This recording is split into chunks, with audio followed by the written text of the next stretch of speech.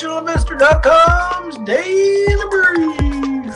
The answer to your question is learn the goddamn process, trade your trading plans, don't take too much risk on any one trade, and just let yourself get rich. Hello, everyone. Welcome back to the RationalInvestor.com's Daily Brief. Happy Friday. There's the camera. There you are. Hi, everybody. TGIF and all that.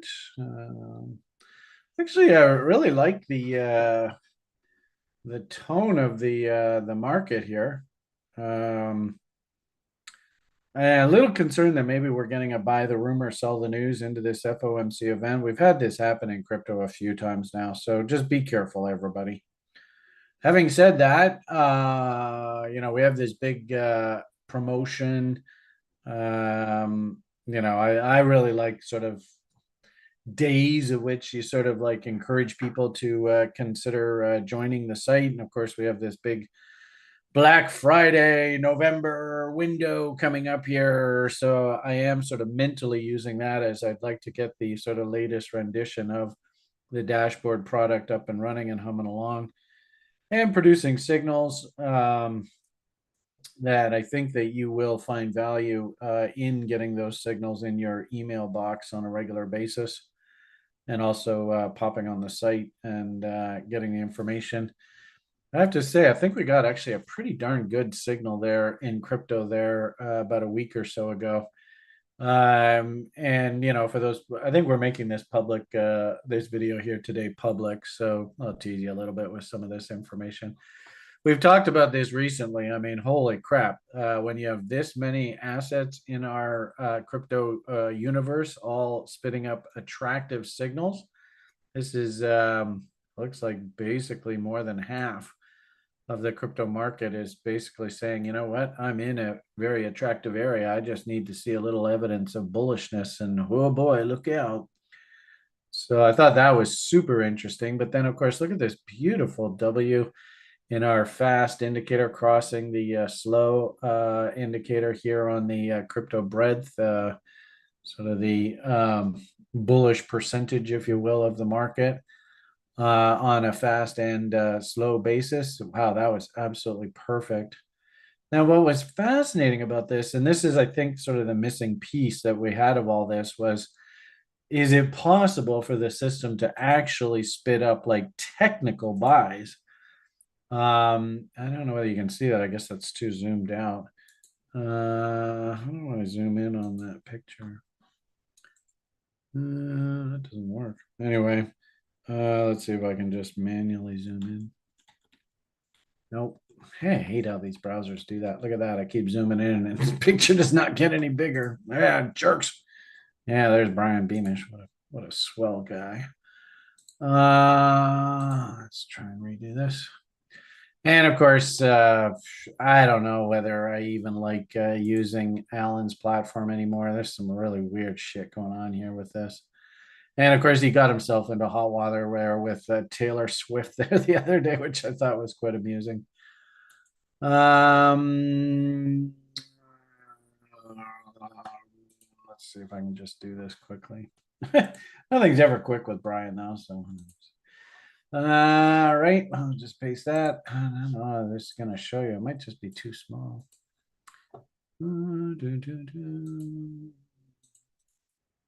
Oh, yeah, it looks like poop. Crap. All right. Well, anyway, wasting your time. This is a public broadcast, and I don't really have a time limit on this. It's Friday, so if you want to, I don't even know what the term is. Put me on 2x speed while you see me searching around for stuff. Maybe that's not a bad idea, but anyway, let's see whether I think I posted it also in the lounge. I was actually very, very pleased with what I saw coming out of this. Yeah, here we are. But isn't that funny how these images, you can't see them? How frustrating is that? Anyway, so we had the breadth signal. There's the breadth signal right there. Come in basically that's September 8th, September 9th kind of idea. So daily emails. Did we have any names that were coming into buy windows? I've got the 180 day, 90 day, and 365-day reload zones pre-programmed in. And of course, we like to see our indicators Wing out. So we have a really simple function here. Show me W's in RSI, which ironically enough is actually extremely difficult. You can't go out on the internet and say to all of these, I mean, there's gazillions of sites that do this, but nobody, I've never seen anybody where a site where you can say, can you please show me assets that are making W's in RSI? Never seen that before. So the fact that we got that working, and we have the W detectors working again, same thing. Never seen this on the internet anywhere. George really pulled one out of his hat here with the W and M finders. But anyway, the point of the matter here, this is TON. This one in particular, you can see this CODI. That is the signal date right there, the 8th. And I mean, you tell me. So isn't that the kind of shit that you guys are all looking for? Absolutely incredible signal. This was one of the ones I did a tweet out here. I was trying to show you, but it's too damn blurry. And we had another one that spat up there again when we had the buy. And of course, I just get this in my email every morning. And same sort of thing. This one here was a 180-day reload zone with RSI W's and W's in price. There's the tone, and you tell me, is this the kind of signaling that you want to get? Like, I'll just go and buy some, and I don't know, am I going to make any money of this? I mean, look at that. Fuck me. And the cool part about this, these are crypto, right? These signals actually fired through the weekend. So we actually get like when the stock market's closed, crypto's doing its thing. But it works just as awesome in the stock market. In fact, I was even more impressed in the stock market because keep in mind, stock market is damn fickle. Yeah, of course, too many screens, so everything goes all nutso. But I think I showed you all this. This was exactly the same kind of signal. I don't have it just in front of me, but I think you'll see what I'm talking about here. This spat up a signal back right here. And hopefully you see that the charts all look basically the same, right? Reload zones. If we pull up our indicators, I don't know how I can do this here just quickly. So right in here, do we get our, look at these beautiful W's all coming in here and all the indicators. And I mean, look what happened. Holy shit, Muslim. I mean, is this the kind of signal that you want to get? Go and buy these names and you'll make money from trading. Like, God damn. So it will be my pleasure and my privilege just to show you these name after name after name. In fact, actually, this is one that just spat up there the other day. This is an interesting one. It's a European.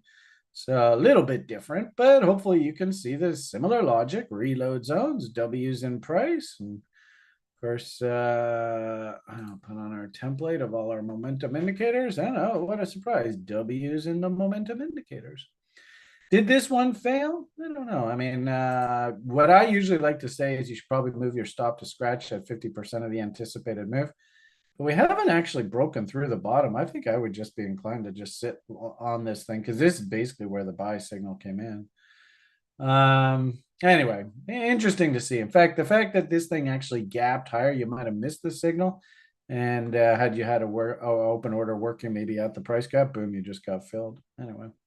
So I really like the direction that this signaling system is going in. And super pleased. This is going to be a big sort of thing that I want to do going forward is show you day after day after day these awesome signals. So I suppose as a special treat, should we see whether there's any signals in the email today? Have I perked your interest? I don't know. Maybe I have, maybe I haven't. Today's signals. Let's see what we got here. Do we have anything in the system today? 10:15 last night. So keep in mind our model is basically run out of the Netherlands. That's where Mr. TRI CTO is headquartered. So it does update in the evening. I've asked Siord to put a timestamp on the dashboard when it's updated. A little difficult for him to do that, but he is working away on that. So hopefully we'll see that relatively shortly. But let's just do a cute little screenshot for you. This happens to be today's email. And like I said, I'd be really awesome to be able to just show you guys this on a repeated basis. Now it's what? It's middle of September. Basically, we have a couple months here just to show you these signals day after day after day, where you get to the point where, geez, I really got to subscribe to this thing and subscribe to that guy's newsletter. Whether you remember Homer, he used to always talk about subscribing to people's newsletters. Okay, I think I copied it, but I wanted to open it. So give me a second here. Let's try that again. Boom, boom, boom, boom. And how are we going to do this? We'll go there, and then we'll go open. That's what I wanted. There we go. Okay, so today's signals, let's just see what they look like. Yeah, nice little treat for you. It's Friday. What the hell? No, what have I done? Give me a second. Gotta get that window back. There we are. Let's try that again. All right. Okay, so this being a North American audience, primarily most of the Europeans are asleep, but we can look at the European stocks. Interestingly, not too much in the way of crypto right now. As I had showed you there, I think the crypto signals actually came in about a week or two ago. So I wouldn't be surprised if there's not a lot of crypto that's actually breaking out right now. And keep in mind, we buy and sell breakouts. So coming in and chasing an up market like this at TRI, that is a major no-no. You must buy the W's. And as you can see, be kind of a very dangerous risk-wise to come in and buy these names here now. So if anything, probably have to wait for a bit of a consolidation before we get new signals in crypto, but we'll see. And if anything, subscribe, get that report in your email, and you too can be notified when the W's come in automatically, which is totally awesome. Okay, so just today's report, like I said, I just take a quick boo and see if we have anything that looks interesting. NHY over there in Europe. No idea who these people are. This is Norsk Hydro. Oh, interesting.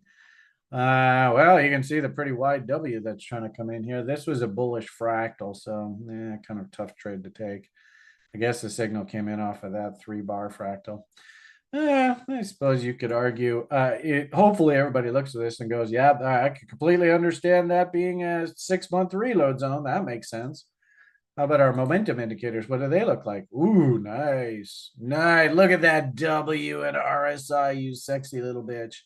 Look at the W in Williams percentage R2. Oh, this actually technically, I think this is a Davo for us with W's right across the board here. I think this is probably a utility, so I don't know whether you guys would be interested in this. And I can't buy something like that. I'd have to, you could say, well, I'm interested in purchasing utilities. I do like it as a particular part of the economic cycle. Won't get into that today, but tune into Murat's broadcast from a week or so ago, and it makes perfect sense why they're interested in utilities. That was one of the outperformers. Great sales pitch for you to just be a basic site member and just watch our special guest reports that come in. I mean, that's value into itself easily. Anyway, long and short of it, not a big surprise the utilities name is doing well because Murat showed us last week that the utilities are kicking butt right now. TTE over there in Europe. Interesting. They're getting European names. This is a French stock of all things. Let's see what we got here. Well, this is an interesting one. It's probably a clothesline W. Let's see what we got here. Oh, yeah. So you can see the system picked that W up. I mean, ironically enough, you want to make this game relatively simple. Just, try and find W's, especially at the bottom ends of ranges. Love that. And then just get in there and buy your W. And if you do see, here's I think a great example where, had you bought even this really wide W, probably want to risk down to here. And did this one actually get 2-1? Oh, it came close, eh? There's 2-1 there. Let's see if on an intraday basis you would have gotten that fill. Oh, not quite. Oh well. This one's probably a good example where At the very, I'd really probably say that that's your W there. But I mean, let's just say here, at the very least, and it's just a rule that I have in all of my trading, that if 50% of the anticipated move is reached, move your stop to scratch. So in this particular one, you probably would have just gotten stopped out of scratch and just missed your profit fill by an inch. No idea what's going to happen here, but it is down at the bottom end of the range, and we are traders. This is our job. So 2 to 1 would look something like that. And let's just keep this on the screen. Let's see what happens. Well, it's not a bad idea. Let's go like this. How do I copy that image? Copy. Nope, can't do that. Hold on. Let's go with this. Zip, zip, zip. And just me personally, half of the videos that I do with you guys is I'm just sort of verbally doing a walkthrough. Anyway, let's keep an eye on that. Let's see what happens the coming week or so. There's a US stock for us to look at, so let's maybe go take a look at that one. I wouldn't mind keeping this guy on the screen. So I'll in fact, here, why don't we even, for fun, we'll rename this screen results. What's this, September 24? Okay, so let's do the next one is ORVO, and this is in the US. Let's see what we got here. ORVO. Is that right? QRVO. Nice try, Brian. I gotta get my glasses fixed. All right. Anyway, oh, look at that little guy.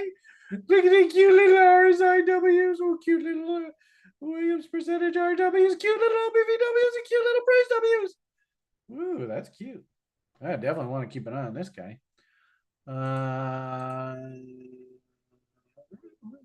Let's see what happens. I wouldn't fault anybody for coming in here. This one's really interesting because it's got a really tight little bottom in there. And 2 to 1 is basically just a test of that high there. Probably fills in the gap. But anyway, well, let's see what happens there. And hopefully what you see is just this reoccurring pattern. We're forcing ourselves to come in at the bottom ends of ranges. We're looking for our indicators to be Wing out. And we're looking for a bullish price structure to frame our risk. So, anything else that we should mention here? Yeah, that's about it. Actually, there's one more here. Actually, interesting. I tried to replicate Sjord's trading model for this email report. I still don't have the Bollinger Bands function on the system, so I wouldn't call this like a textbook Sjord trade, but these probably do have that same criteria, W's in momentum indicators.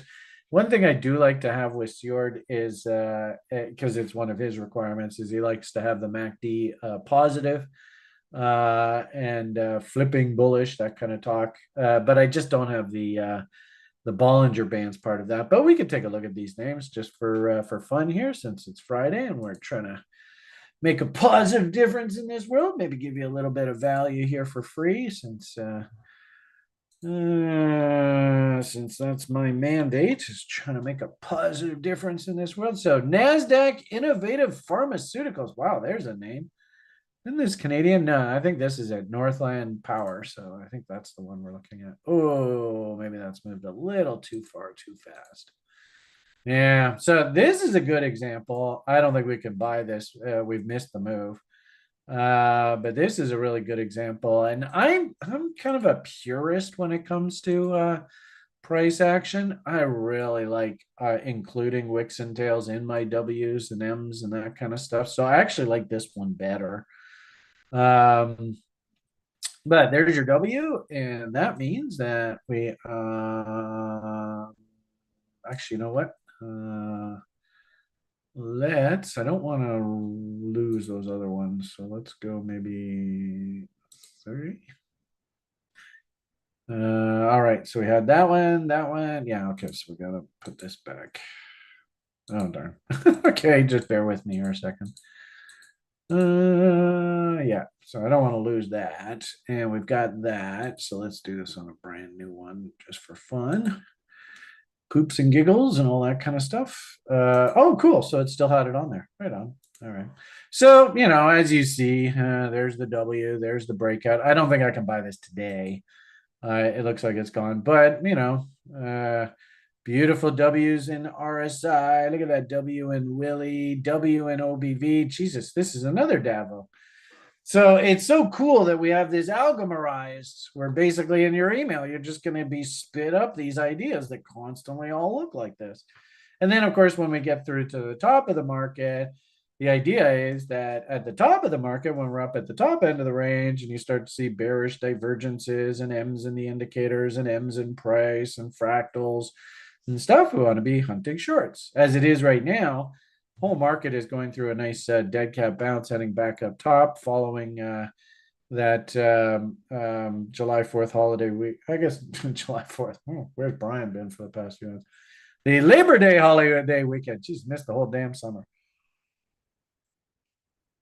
So not a big surprise to see this bounce. And also too, I think this is actually not really Labor Day. I think this is more that inflation report came out and the whole market's getting bid up into this upcoming FOMC event. The problem I have with that though is theoretically if well, and this is just 35 years experience what I've been playing in this game. The market usually if it's the market usually works on a buy the rumor if it knows that there's a big fundamental event coming, or sell the rumor so the market moves one direction into the fundamental event. And then on the other side of the event, if there's no horrendous shock, you get a sell the news or buy the news, depending on the case. So what I'm seeing here, I'm a little worried, and actually, with this might not be a bad opportunity to actually transition back over to crypto. Is what I'm seeing here is I'm seeing that the whole darn market is rallying into this Fed event. And I'm probably not going to see it too much off of this, but you can see, up, up, up, up, up, up, up, up. Is anything going down here? This is a little bothersome, and especially if you look at things like good old Bitcoin. I think we're back to 60 G's here. I remember distinctly on Sunday, I had said to all of you that coming in and actually thinking about selling or even shorting down here was probably not a good idea. And then, literally, this has been our past week. What was really interesting about this event, we had the breadth indicator, of course, for crypto actually roll over and turn back bullish over here.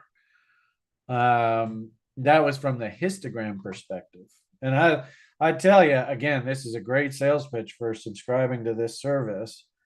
But whenever you get these histogram signals, oh my God, these things are just pure gold. Whenever you get, and where's the best place to show you this? Still, so I actually asked Jord to put the histogram for the crypto market in here, but we actually had the crypto market, if I'm not mistaken, I think it went into like absolute panic mode over here. So over the past month, we've just been sort of, waffling around. God, I said another fantastic signal there. I'm going to have to pop over to the overview page to show you this histogram. Kind of get Stuart to add that histogram to the crypto page. But anyway, here is that message. The only problem is I don't think this is going to go far enough back. Oh, there it is. Yeah, so you can see the end of July, beginning of August, right in there. That was our message that the crypto market was basically done. I guess crypto. Oh yeah, it was over here. I'm sorry. That was the country funds. And actually, I got to tell you, we went and bought Alibaba over there in Asia, and wow, was that ever a kick-ass signal? We bought, just to show you guys, I'm supposed to toot our own horn and all that kind of talk. We bought a Baba bull call spread on this dip here, I think it was over here, and that trade's performed nicely. Hasn't quite got to a double yet off of our purchase price, but it's getting there. So actually, I'm very pleased to see that. Suppose this is a commentary on China. And ironically enough, if Mr. Trump is in power, everybody's saying that he's going to ban Chinese stocks again. I suppose you could argue that this uppy action here is the Chinese believing that maybe Mr. Trump's not going to win. I don't know. All I'll say is the whole reason why we got into this. And again, I think it's a good idea that we put our opinions away and we just trade our setups. Everybody should look at this chart and go, this has got Beamish written all over it. V bottom, W bottom. What do we call that? Right, on a breakout through that level there, right? That's an Adam and Eve. Is this a reload zone of this rally window? And the answer is an unequivocal yes. All right, boom, reload zone. Even came down and it was playing with Brian's favorite fib too. But going, and then if you actually zoom out on a higher time frame, this is even more compelling because you see that actually this stock is basically given back its entire bull market, come right back down to the original IPO price. So you're getting this stock if you want it basically at the decade old levels. This would be like if Bitcoin came all the way down to like $500, $1,000 a coin. It's basically the same image. And of course, there's plenty of debate as to what the fuck's going on in China right now. Frankly speaking, I don't think it's in any of our business to get into the business of predicting what the hell's going to happen to Winnie the Pooh. Our business is just simply trying to identify relatively low risk windows. And then if we are proven correctly, keep in mind, I'm a big fan of 50% rules. I'm not looking for the market to go back up to new highs. All I'm looking for is, can I get a 50% tag of this range? TradingView is not cooperating with me here. Sorry. So that is that level right there. This is $180, $190 a share for this damn thing. I'll take that. And really all this is just a revisit of value high, bang into this node here, bang against horizontal support and resistance. And oh, gee whiz, just fill in this big old honking price gap that's just sitting there wide open there. So really, the bull call spread is just nothing more than because we're buying options. Maximum risk is the purchase price of the option. If the whole thing goes to zero, well, so be it. And if we get a move up into 50% levels, this is a bull call spread over, I think they're January 2026 expiry. So a million, in options land, that's forever. Get the next year and a half to see whether this thing performs. That's a good looking trade. And it's not actually too far away that if we actually get some sort of resurgence in Mr. Trump, I'm not sure why this is not auto adjusting. And there we go. If we get a pullback down into these lows, notice there's a kind of a gap. Well, actually, I guess that's all been filled in. There's a bit of a gap down here at the POC. If we get a pullback down into here, you can always join us. I don't know whether it's a good idea to chase up here, though. That's probably not a good idea. Anyway, so this is an example of something, a trade that TRI has on right now, which I think is relatively respectable risk. And of course, if we are proven correctly, oh boy, quite a bit of reward. All right, where the hell should we take this conversation now? I wanted to talk to you about breadth, and I wanted to talk to you about the internal system, signaling system that's spit up. I don't really have anything in North America that's made me go, holy crap, I want to go and buy that.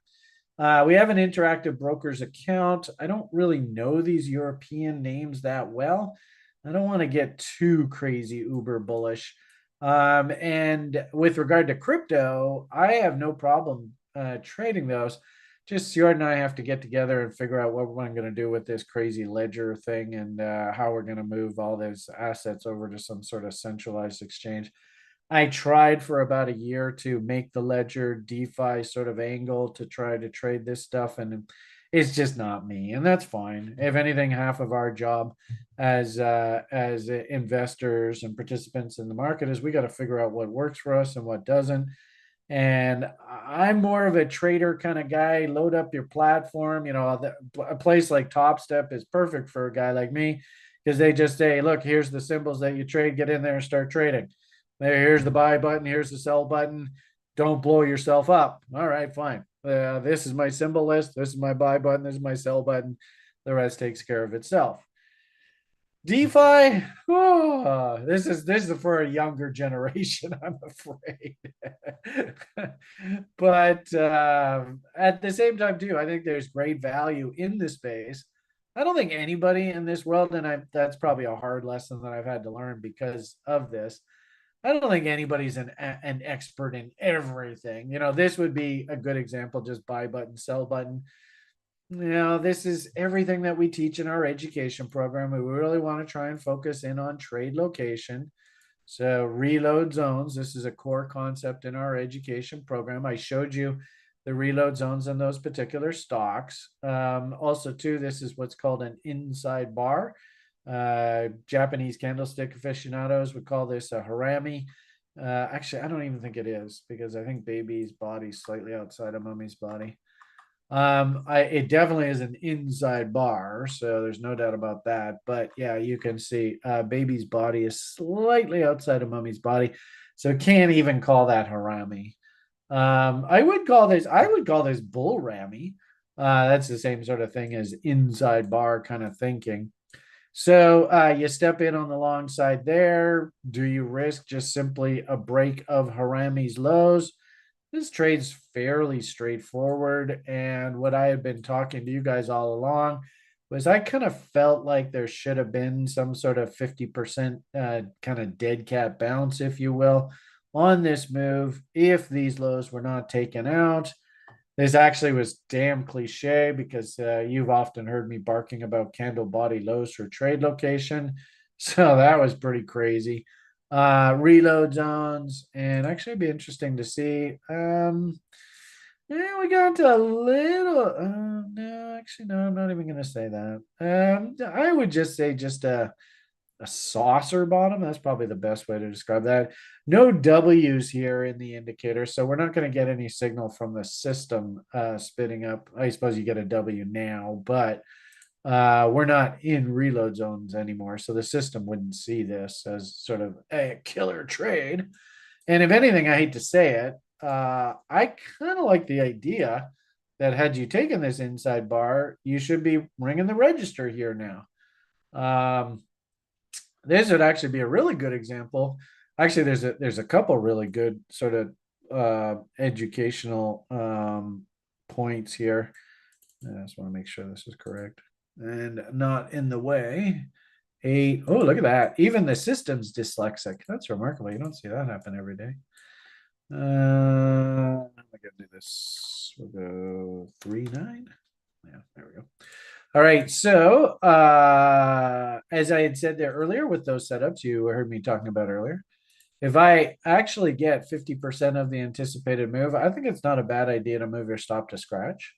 So you see how the market perked up into 50% of the anticipated move. It pulled back, but it never did come back to entry. So I could understand people who did take this trade got there literally that Sunday, Monday. I think it was, yeah, it was Monday, the following day, coming out of the weekend, like the signal fired on Sunday. Monday, move stop to scratch. In the past few days, you've just been sitting here humming and hawing. What am I going to do? What am I going to do? And then all of a sudden today, boom, that 50% level has finally been hit. And actually, even the 2-to-1 off of that entire range just got hit there now. So I think that the prudent thing here, had you taken a trade like this, is to maybe sell half. You still have your stop at scratch, but I might even entertain the idea of sort of moving your stop slowly higher. We have one particular method that I teach in the education program called the 3 high low method.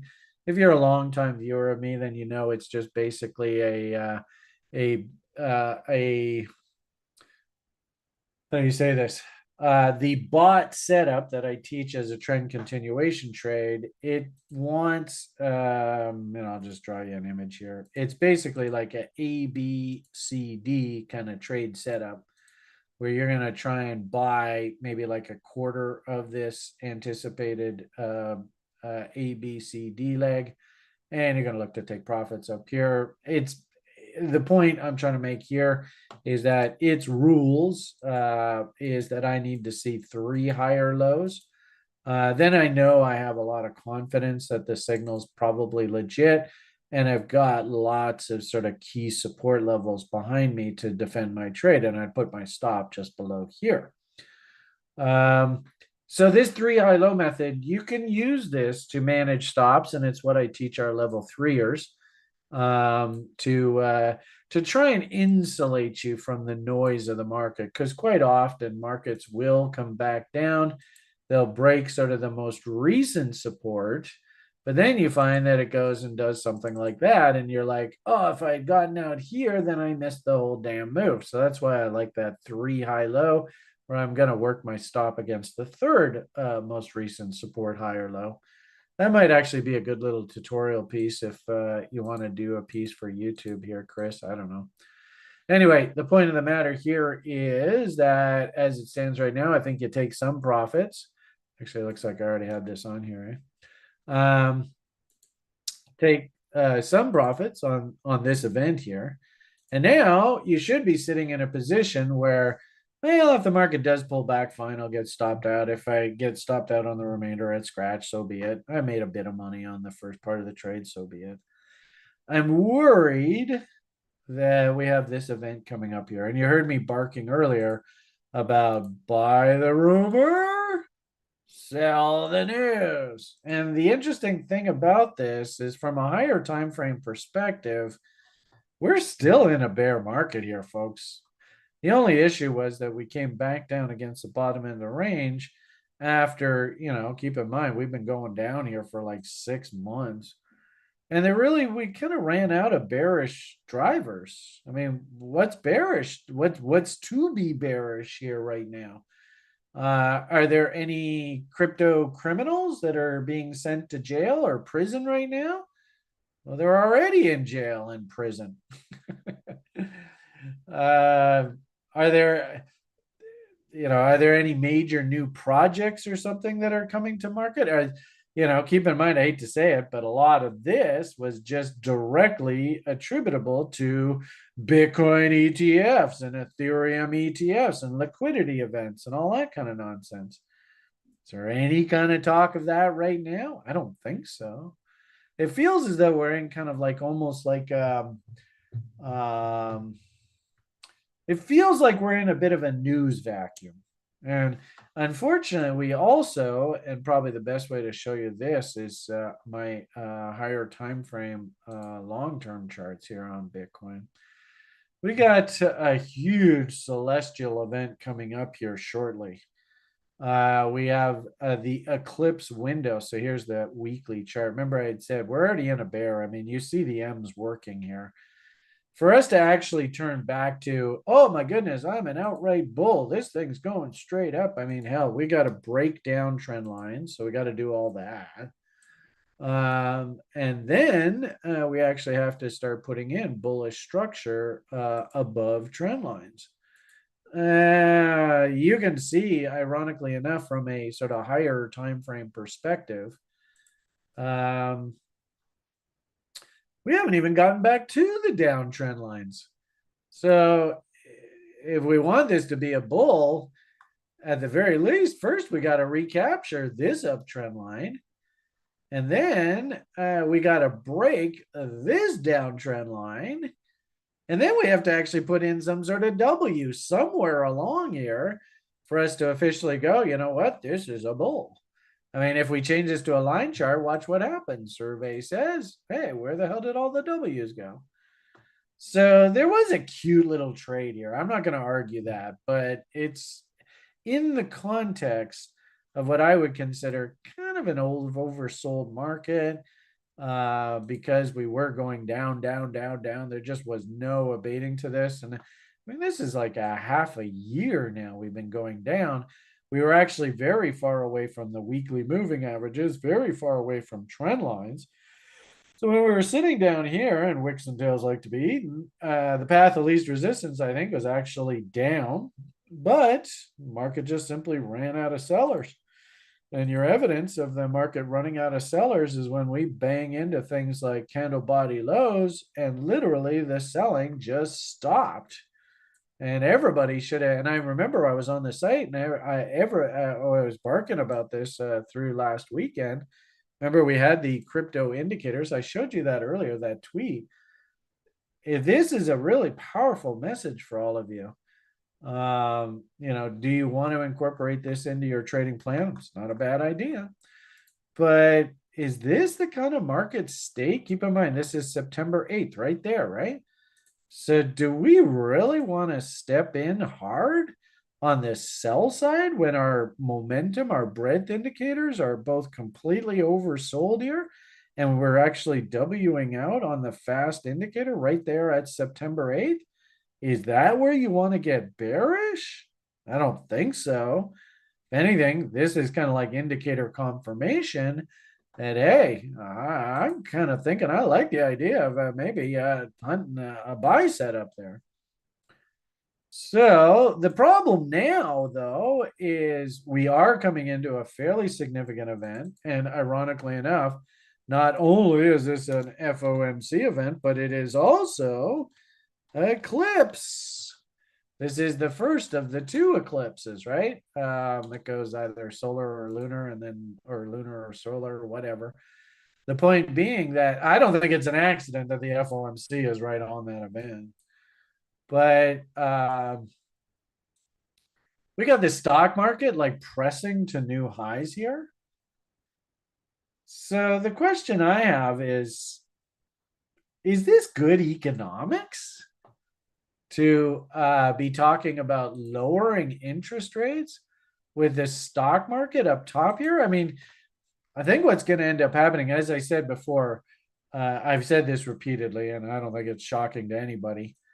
I think that I hate to say it, but it feels like every single fucking person in the 1% is like, we have to do everything possible to make damn sure this Donald Trump guy does not win this next election.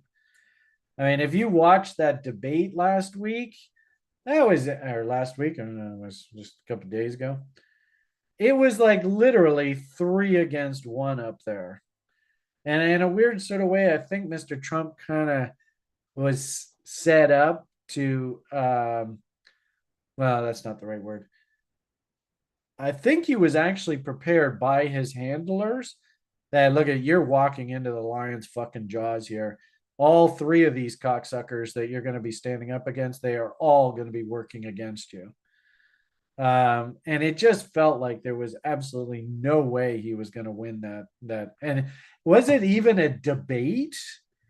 I mean, frankly speaking, it look, and this might be a function of his age because he's just as old as Biden. I mean, maybe he's taking super pills or something to make him not nearly as senile as Biden is, but he is an old man. And it's funny in the debate and all that kind of stuff. I was kind of going, the one thing that I'm kind of pissed off about all this is I can no longer make jokes about orange toupees. And I suppose, we used to, one of the popular names for him was Cheeto Jesus, because he was orange. But now they've even taken that away from us. Jerks. But if you've been in the technical analysis field long enough, then you kind of know what this image is. This is what's called a cup and handle. And you can see there is the teacup, there is the handle. And if we pop up through the top here, holy Shiite Muslim, this is an insanely bullish signal. And my hunch is, just using simple foggy boggies, my hunch is that they're going to take this thing up. Look how high that 2.618 is. Holy Shiite Muslim. And then if we just do a simple, let's connect the dots, you can almost see exactly when they're going to want this to happen. So you can see the confluence of levels. It looks like it's supposed to happen right about there. Now, is there anything that's supposed to happen in politics around the beginning of November? And in actual fact, there is the date of the election, right? The first Tuesday of November. Now, do you think that's an accident? again, the whole thing just is stunningly corrupt. I can't believe in our modern day information age society how corrupt all of this is. I can't believe that they're actually able to get away with this. You know, when they first brought the internet out, it was supposed to be a great leveling device. And we were all supposed to, freedom of information. And now we're all going to be able to make reasoned and educated decisions based on, not having to deal with the middleman fucking us over. And yet it almost feels like it's worse in this stupid information internet age. Not better, it's worse. Yeah, well, that's Brian just ranting for you. But, if we have tons of economic data that's coming out that really isn't like, oh my God, the economy's crashing and we desperately need the Fed to come and save the economy. We don't have any of that kind of information. And if the stock market is basically at all-time highs, hint, hint, hint, stocks are the ultimate leading indicator. And I'm sure all of you economics majors at the FOMC, which I always like to call the FUMC, know that. And oh, by the way, stocks are inflation proxies. So if this thing's breaking the new highs, then it's telling you the economy is inflating. And everybody's expecting the Fed to go on some sort of horrendous interest rate cutting program. What the fuck is going on here? Other than the whole damn thing is corrupt as shit. And the only reason why they're doing this is when the American voter goes to the voting booth on November 5th, they want to be thinking about their 401k plan and the advent of stunningly insane communist policies coming out of the US executive branch, the way that this lady is talking about doing things like taxing unrealized capital gains. I hate to say it, but this is almost like they're going to bid this thing up into this event, and that is the top of the market, and we go straight down from there. I don't know. It's disappointing. I'll tell you that much, by crackers. Anyway, we'll see what happens. Only time will tell. Our job here, and I've said this repeatedly, there's nothing we can do about the 1%. Those bastards, the Muslims consider this hell. So what a surprise. Something like a bankster crook that wants to keep the humanity into slavery and basically live a fat life on interest payments on their slavery. I suppose that's par for the course in hell, right? And it doesn't seem to be anything we can do about this. This goes all the way back to days at JC. I've shown you repeatedly the Money Masters videos, and that guy is an absolute saint for at least illustrating how bad all of this is, but nothing's changing. It's kind of pathetic, really. Oh, well, anyway, we'll see what happens. Who knows? Maybe Mr. Trump pulls one out of his butt into this election. But it sure feels like they've stacked everything up against him, including the market. And the question, like the point of all of this kind of conversation is, why would they be bidding the market up into this event? And the answer, of course, is, the typical American has a registered account, 401k, they call it down in the States. And down in the States, a lot of people are actually just simply measuring their net worth based on what their 401k plan is worth. So if the 401k is sitting at all-time highs, then they'll look at a guy like Biden. Of course, he's gone now, and they don't even really know how bad this Harris person is because they don't come out and publicly talk about all their insane socialist communist policies. And the guy who's on the other side, why did he not lay into her about all these insane communist plans? Why didn't he lay into her the fact that she's kind of doesn't even really talk to the public about her economic policies and what you as an American are going to have to expect if and when she becomes president? Oh, by the way, higher taxes are definitely in the cards. If the dickhead that's running my country had said that when he was going to get elected there for a few years ago, that, oh, by the way, in my tenure, I'm going to crank up taxes on energy, and that will trickle through every part of our economy. And I'm going to increase taxes on capital gains. There is no way in hell the cocksucker would have been elected.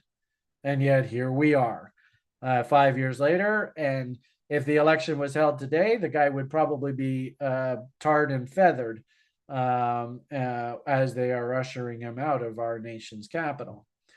It's fascinating how this world works. And it's kind of tragic, too, how manipulatable these silly humans are. We'll see what happens. I mean, obviously, I'm not a political commentator. I'm not a political pundit. I don't know what's going to happen. But what I do find fascinating is how this whole market seems to be being encouraged to head up right up high into that election event. Well, we'll see. Um, if anything, our job is to make money from trading. You want to bid this thing up into the election? Great, awesome. Our signals, especially in crypto, I sure hope some of you people were able to take advantage of that. If you were able to buy Bitcoin here, it turns out to be a half decent trade.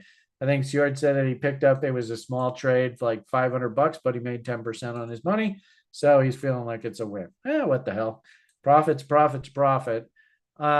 Interestingly enough, Brian, I remember I told you I think this is still a bear. There is no anecdotal evidence that this is a bull yet. I'm still working this funny little ETH position here.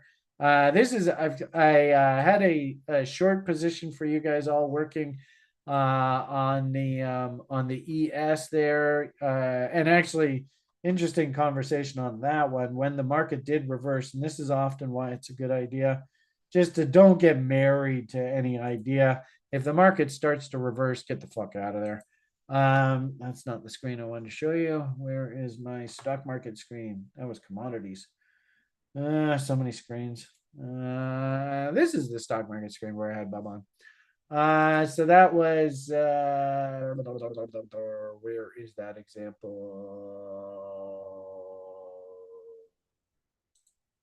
It was here. Yeah, there it is. So we had a really nice sell on here. I suppose we should probably put the little notes so that you can see this stuff on here. How do I do this? I can even remember how to do this. I gotta go settings and executions. All right, so there. Okay, well, it's not showing. Okay, I'm not quite sure what's going on here. September, yeah. Oh, it doesn't matter. Okay, so we had the breakdown. It was pretty textbook signal. I had my order to buy back this position right at this level here and into that Friday event. I missed the fill by that much, eh? Oh, fuck me. Anyway, market ratcheted back, then came right back down and tested the bottom. Yeah, there you can see there's the little trade notation. I'm surprised, where's the little red arrow sell thing? Should have been on. Oh, maybe it was over here. Anyway, it doesn't matter. So this was on the I think it was it the CPI report? It might have been. Market tanked, came right back down against these lows. Keep in mind, we're into what's called the roll right now. And I actually think what happened here was this was the event Friday, options expiry. They dumped the market into that. I suppose I probably hindsight 2020, I should have just taken that fill there. But, you're never going to be right 100% of the time. It's just the way that it goes. Market rallied back smartly. Then we dumped. And so I was like, okay, if we can't hold this dump, then I'm just going to get out if we happen to reverse and head right back up top, which we did. And there's a good reason why you should do that. Took some money from the market, so I can't complain on that trade. It worked. Could have worked better, but I don't know. Woulda, coulda, shouldas. Got to live with the results. Interestingly enough, we still have on this funny little NVIDIA short here. It has not been stopped out yet, so that one's still working. This one didn't even have, well, there's the profit objective all the way down there. Didn't really have any structure to work with here. If a W had come in, I might have just gotten out. So the stop's still just sitting at scratch. It's still up a little bit. It is interesting how the dead cat bounce rally came right back up into this doji here, and we're just waffling. Does this thing get stopped out? It might. I don't know.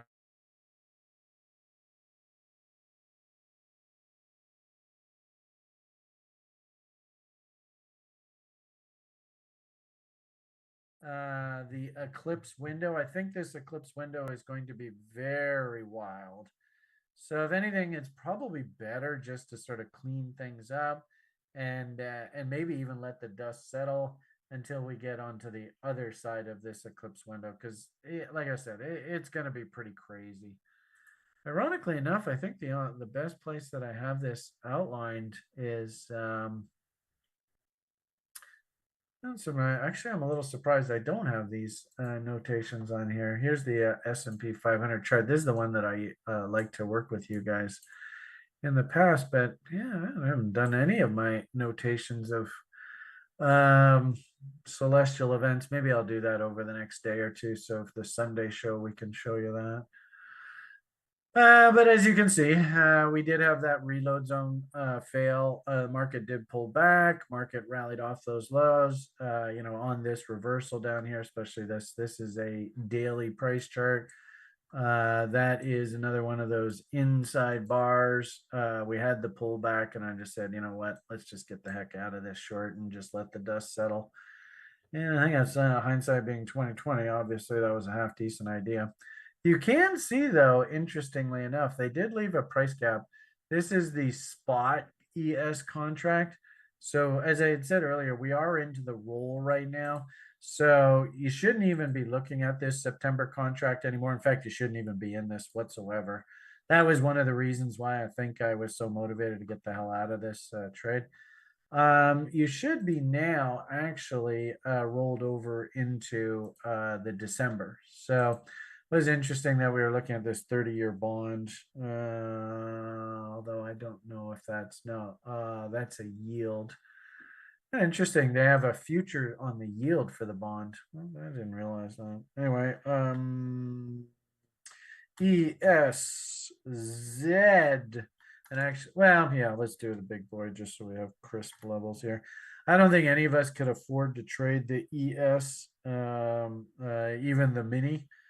It's a lot of money. So probably if we were going to be trading this, we'd probably want to trade the micro. But just for analysis purposes, let's go take a look at what this looks like. Yeah, there it is.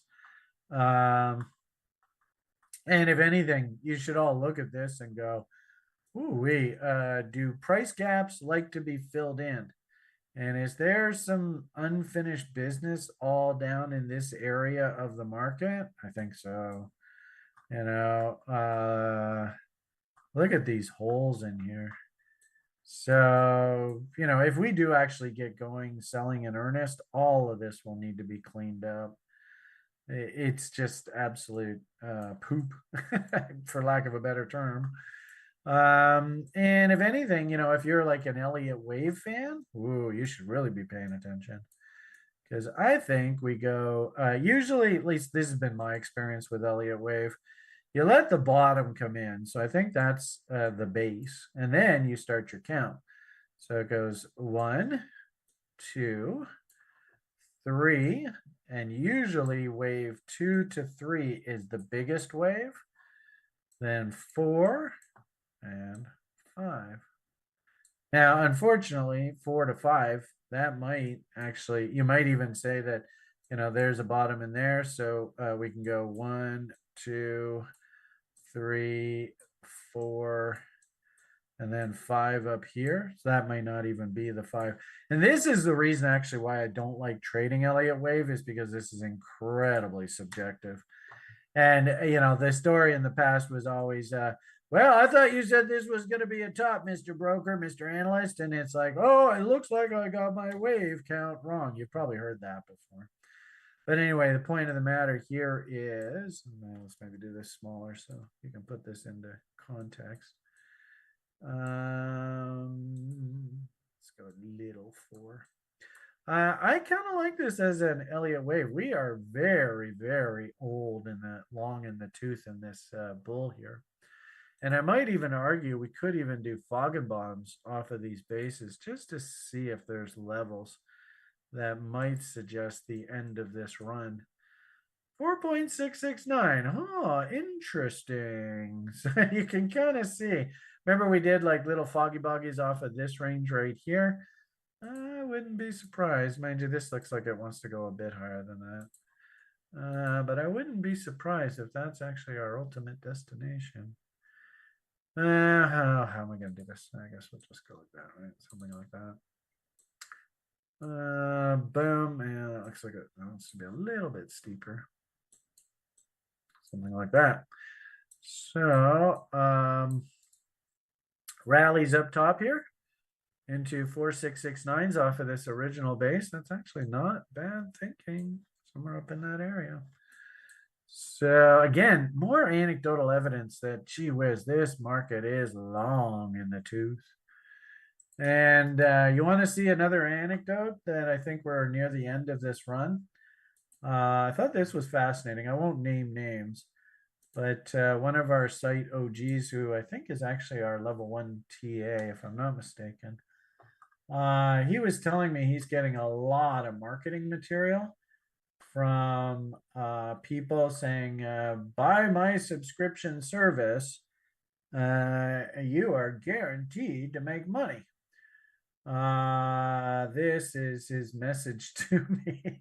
If anything, oh boy, this has got to be a warning. And if who can remember what the crypto analogy of this is? Because keep in mind, in crypto, every time we get up to a market cycle top, we always get this. I've landed in an investment group, which I think is a scam, for several weeks now and predicted 10 stocks correctly, which shouldn't be possible. They claim that they talk to market makers and know what is going to happen that day. Oh, Jesus. Who can tell me what this reminds them of? Anybody ever heard of Three Arrows Capital? And a big connect and all that. Of course, all my neighbors go, "Oh, that motherfucking son of a bitch is at it again."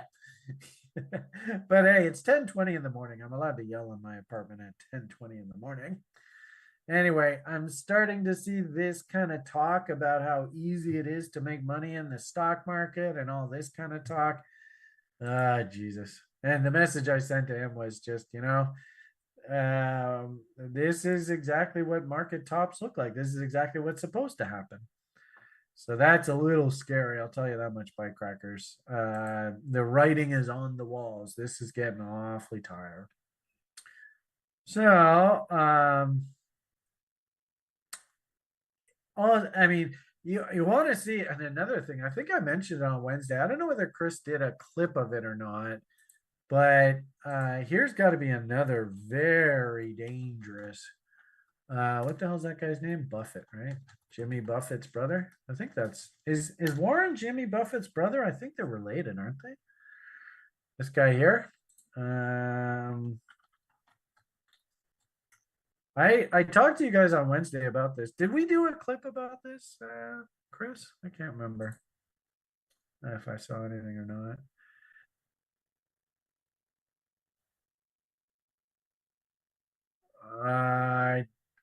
I heard Chris talk a mile a minute there, but I don't even think I understood what he said. So I don't know. I'm gonna take that as a yeah, Brian, we did an awesome piece.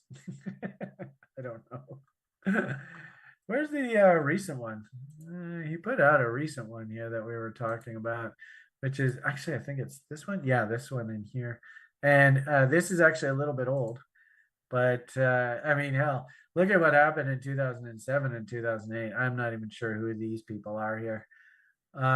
Looks like this article was put out on February. So, oh boy, that's pretty old. I don't even really want to look at the article. All I want you to do is just see this image. So his theory is, of course, if the and how does it go? The size of the stock market is appreciably bigger than the size of the economy, then we have a problem. This is the dot-com boom. Interesting how this is just George Bush Jr.'s great financial crisis kind of market. This is technically cheap down here. Um, do we have to go through a period like this? I don't know. I even get the kind of feeling these days that the US economy is just so leveraged and the US consumer is so leveraged. Remember our talk about 401ks and all that kind of stuff. I don't think that they will allow this to happen, but what will end up happening is if we actually do start seeing the economy rolling over, and interesting how they justified it here, because frankly speaking, I don't think that that was justifiable there. But they just go and fucking print just tons and tons and tons of money. And so, ironically enough, you actually think that the stock market's doing great? Sorry, I don't think it is. This is really just more a function of what is the price of these assets, right? If we, you guys have seen this plenty of times. Actually, this might actually be a good piece for you guys too. Considering this is like Free Education Friday. Uh, if we actually look at like various different generations and how they behaved in the market during their generation, and are there any similarities with this current generation? I think actually we are basically repeating the generational cycle um, from the Great Depression and the last sort of Great Reset, the Bretton Woods nonsense, and there is the economy that I think that we're heading into. It's going to be quite a wild ride. Uh, but interestingly enough, right, I think, and it's incredible how similar this is. So you can see how we had a rally off of the panic lows, rally off the panic lows, pullback, consolidation for a number of years, then a breakout through the counter trend rally peak, and then a period. Notice that this goes from 1945, 46. There's the end of 45. So rally started into that end of 45. And then the market did not break out again until 50. So quite literally, I hate to say it, folks, it kind of sucks, but it does make a lot of sense. Is if you were going to do in fact, actually, it's quite remarkable how close this actually is. If you're going to do a "you are here now," it sure looks to me like we are right about here, which means, and I wouldn't be surprised if this final push up in the stock market is this push right here. And actually, I was thinking about doing this. This is another piece that we could do, Chris. I was thinking about this yesterday while in the car with Lily. I think that we could quite literally just simply ask ourselves, what year are we in this comparison cycle? And we have a roadmap for what the market's actually going to look like going forward.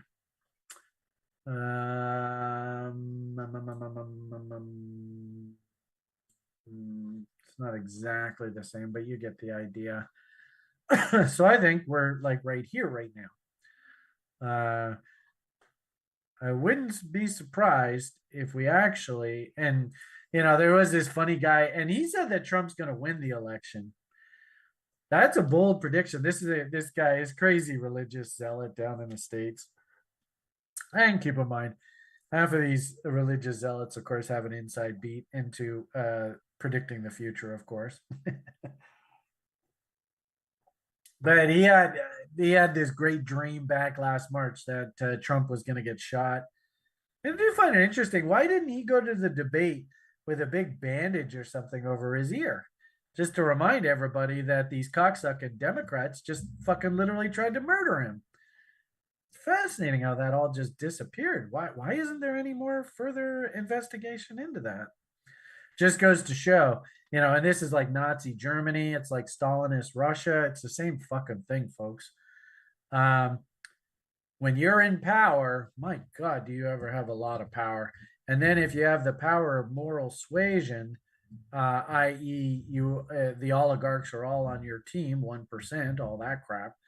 Man, you can completely manipulate societies and things like constitutional rights and judicial system, everything just gets completely like it doesn't even exist. It's disgusting, this stupid human species sometimes, I'll tell you. Anyway, point here is Mr. Predictor said that Mr. Trump was going to win the election. Well, we'll see what happens. It's looking doubtful for the guy right now, but that event is still a month and a half away. But he also said that on the other side of that event, there's going to be a pretty nasty pullback in our economy. And it would kind of make sense that if we had a little bit of a pullback here and then a dumping in the economy, and of course, they'll make this seem like it's the end of the fucking world. And the money printers all start going crazy again and put in a bottom in all these risk assets and all these, yeah, I mean, you know how this all goes, right? And, I think there's that person, Lynn Alden, that seems to have quite a bit of internet credibility, who's basically saying that just like we had hyperinflation in 1948, you guys have seen all that kind of talk. How did they stop this slide? This was the post-U.S. World War, or the post-World War II economy. And of course, keep in mind, when you end wars, that is very deflationary. I mean, you might even argue that half of the reason why the economy has done as well as it has over the past few years is all this fucking Biden, Zelensky, Ukraine, just endless money pit funding. And what's incredible is the American citizens are told specifically, we're not giving the Ukrainians money. What we're doing is we're giving Ukrainians all the weapons that we have in our stockpiles so that those stockpiles are depleted. And of course, there's no way in hell we're going to have our stockpiles depleted. So we're going to go into debt because we don't have this money. We're going to go into further debt, which of course promotes the 1%, Rothschilds, banksters, Great Reset narrative. I mean, it's incredible how all this shit works together. And it's exactly the same thing as the sickness. We're going to spend a ton of money we don't have, but we have to do it. So the first go round was the sickness. Second go round seems to be this silly Ukraine nonsense. And we have to go and give all these military contractors a whole shitload of new money. I mean, isn't that called corporate welfare? To restock all these supplies. And what I find fascinating is that you listen to any of these social media people and they are perfectly fine with this. It's like, this is actually the American way. And we're not giving Ukraine money. But we are definitely going to go and spend a whole bunch of money that we don't have. But it's all perfectly fine. It's a crazy world. And of course, anybody who's against blowing up the actual purchasing power of your currency are like, well, you can't let Russia get away with this aggression. I would just simply say, if it was me driving the bus, of course, not very politically correct, Ukraine, you can have all the money you want, but in exchange, we get land, we get your resources, we get rights to your future GDP until you pay the loans. And these are all loans until you pay them back. I would be happy with that. And considering how desperate the Ukrainians are not to have new masters, I'm sure they would be happy with that as well. But, that's here nor there. Brian going off on a tangent. What I would just simply say is, if our fun little dreamer guy is actually correct, this would be a perfect setup. Because you can imagine what would be the momentum of the market on this push to new highs here. Back in, what is that year? That year is May of 46. That basically is your divergence, right? Really strong momentum here. This little push here was probably on very weak momentum. And so as a result, the whole market collapsed on any kind of weakness in the market. Economic data, whatever you want to call. I might even argue that really this nothing more. It'd be interesting to see wicks and tails, but I would argue nothing more than probably just like a revisit of Colin and his pump chasers. Let's see. Survey says, boom, right into his window there. So 38.2s. And then a consolidation period of 4 or 5 years to set the base for our next massive growth cycle. Also, too, and this is an interesting sort of side, is I've been reading that if Cami is actually elected, heaven for fucking bid, but if she, and actually maybe, you know what, this might even be a better scenario in the end. It's going to be 4 years of fucking uh, a ton of rhetoric, but nothing actually gets done. Because I think what I'm sort of hearing, and this happens to be one news agency, but I think what I'm hearing is that they plan to prop her up as the next president of the United States. And actually, interesting, look at this. So they're already starting to address corporate taxes and all that kind of stuff. But the rhetoric that I'm hearing is that if she is elected, then the Congress is just going to stay in the Republicans' hands, and she's going to be like 4 years of lame duck presidency. Maybe that would actually probably be better for all of us, because if anything, we actually do much, much better. And this is something you might want to write down. The market usually does way better when one political party is not in complete control of the government.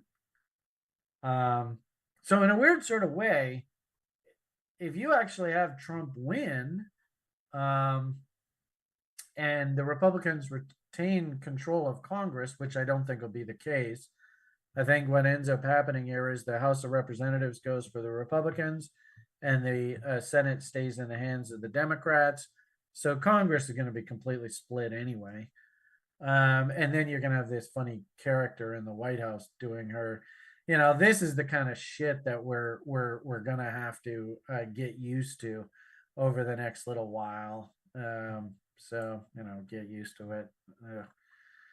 Anyway, it doesn't really matter. So where was I going with all of that? And really, it was back to our fun little conversation about what to expect over the next few years. I think that this is what the next 4 years of our lives are going to look like. I think there's going to be a push up here into the election, maybe even into the end of the year, which is scary though, because what this might be is that this is Wall Street just basically exiting the market. And then we got like 4 years of shit as she tries to pull off some sort of socialist agenda. And then, when she's actually run out of office, then the market goes back into bull. That wouldn't surprise me one bit. But anyway, we'll see what happens.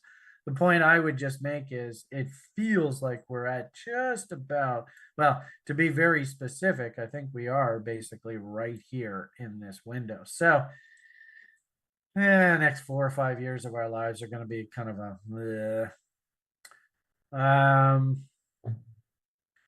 we might, if we're lucky, see that crypto outperforms here. I just don't know whether we're going to have those kind of absolutely insane returns that we all enjoyed that last cycle. One thing we should probably keep in mind is, yes, we are in a friendly cycle. And interestingly enough, if we actually go back to this image, right? Stock market tops out in historic terms in May, June there of 46.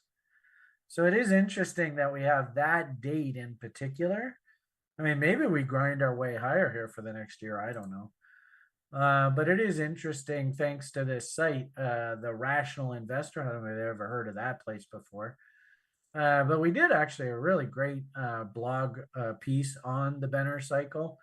And this is pure shout out to Josh. I have to say, one of my crowning achievements of this educational journey.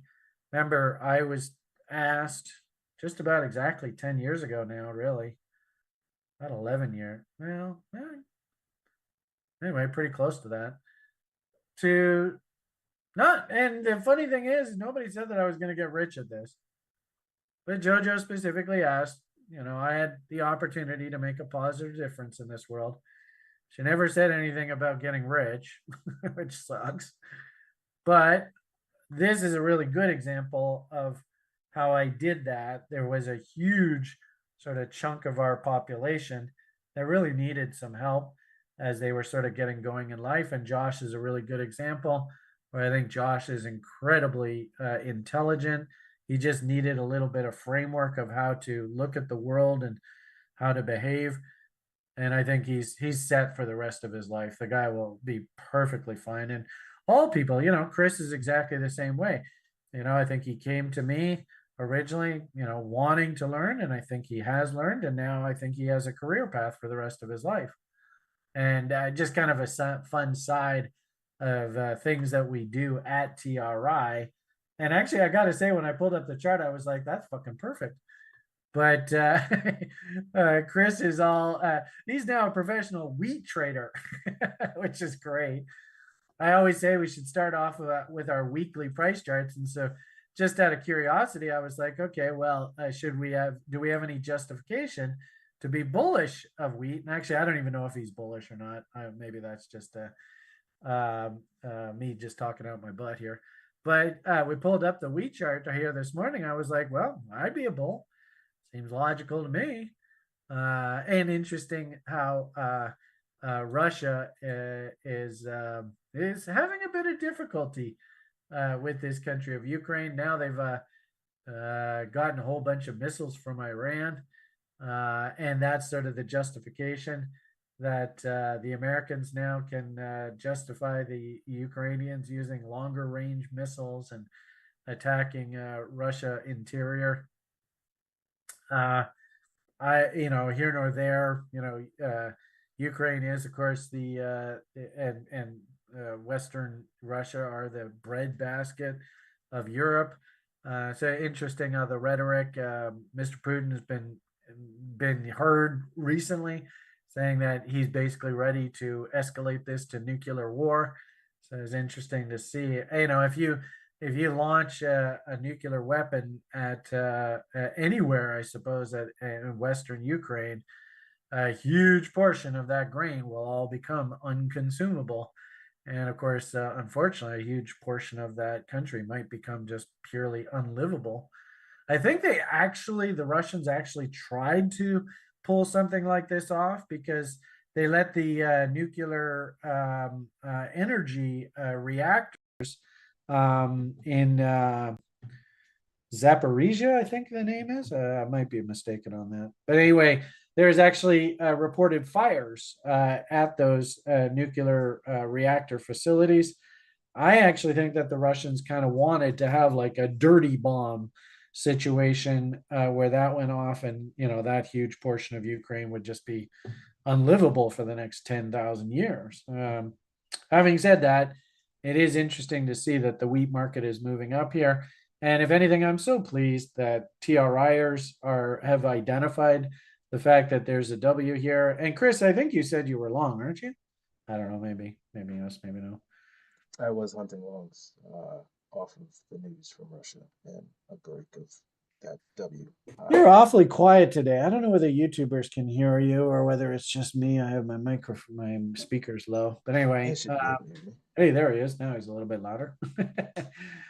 Anyway, this is just, this has nothing to do with crypto, that's for sure. Nothing to do with the stock market. If you fancy yourself a trader, I mean, the cool part about this is everything that we teach at TRI. Actually, I mean, we only have like 10, 15 people watching the video. So this actually be a good exercise for all of you because I know you guys are turning into some really good professional traders. So, Constantine, if I was going to come up with a price objective, if I was thinking about buying this W down in here, what would be my price objective? And this was taught to me like literally 1988, somewhere in there. 19, yeah, 1988, somewhere in that area. 1989. I guess we've tuned. Constantine has tuned us out. How about Mark? How about any of you? Cena, DMAC, Guilt. How about people in the room here? Meg, good old Meg. Meg, you know the answer to this. Yep, you're right. Bang, nailed it. Perfect. Do you understand? Do you see, Meg, how you actually have this tool in your back pocket for the rest of your life? It will. Yeah, now I have no worries about a person like Meg. She now knows how to play the game. In fact, she's a TA for our education program. So I sure hope she knows how to play the game. Nobody on YouTube wants to even comment? Wow, I guess probably all of you have turned out.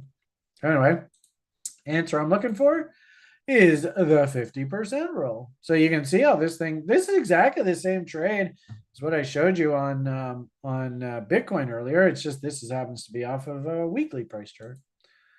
So now we can hunt the W's, for your higher time frame participants. Use 50% levels as targets. 1.67 to 1 risk reward. It's okay. It's nothing great. I ideally like 2 to 1s. What's interesting about this, I suppose maybe you can say 1.71. Interesting about this, what I would think would be a really cool strategy now, and it wouldn't surprise me if it's something like, well, the election's over and going to see a reaction on the other side of the event. Because keep in mind, the election is only like 4 or 5 bars on this thing away. But I think what would be smart is if you were a trader here now, you want to be hunting reload zones. Thinking about maybe like a call option if price can get back down into reload zones somewhere down in here. I think actually would be a pretty smart trade. There to there, and you can even see, looks like that should come in, yeah, probably right around the election. So we'll see how that goes. But anybody who was able to take this, there's nothing wrong with that trade. Interesting too. This is a good example where, say, you bought the double bottom and you're like, fucking, I don't know whether that's a good idea. Probably like you wouldn't be trading this spot. You would be trading something like, say, a December contract or something. And I might even argue now, even December's a bit close, but just hypothetically, 0.24. So yeah, interesting. This December futures contract does not have a double bottom working. So what that means is we'd actually, you know what this is a good example of is that ICT guy. So it's interesting how this shit even works in crazy things like wheat. Because keep in mind, I think this is a super important message for all of you to understand. We're not really trading wheat here, which I know sounds kind of weird.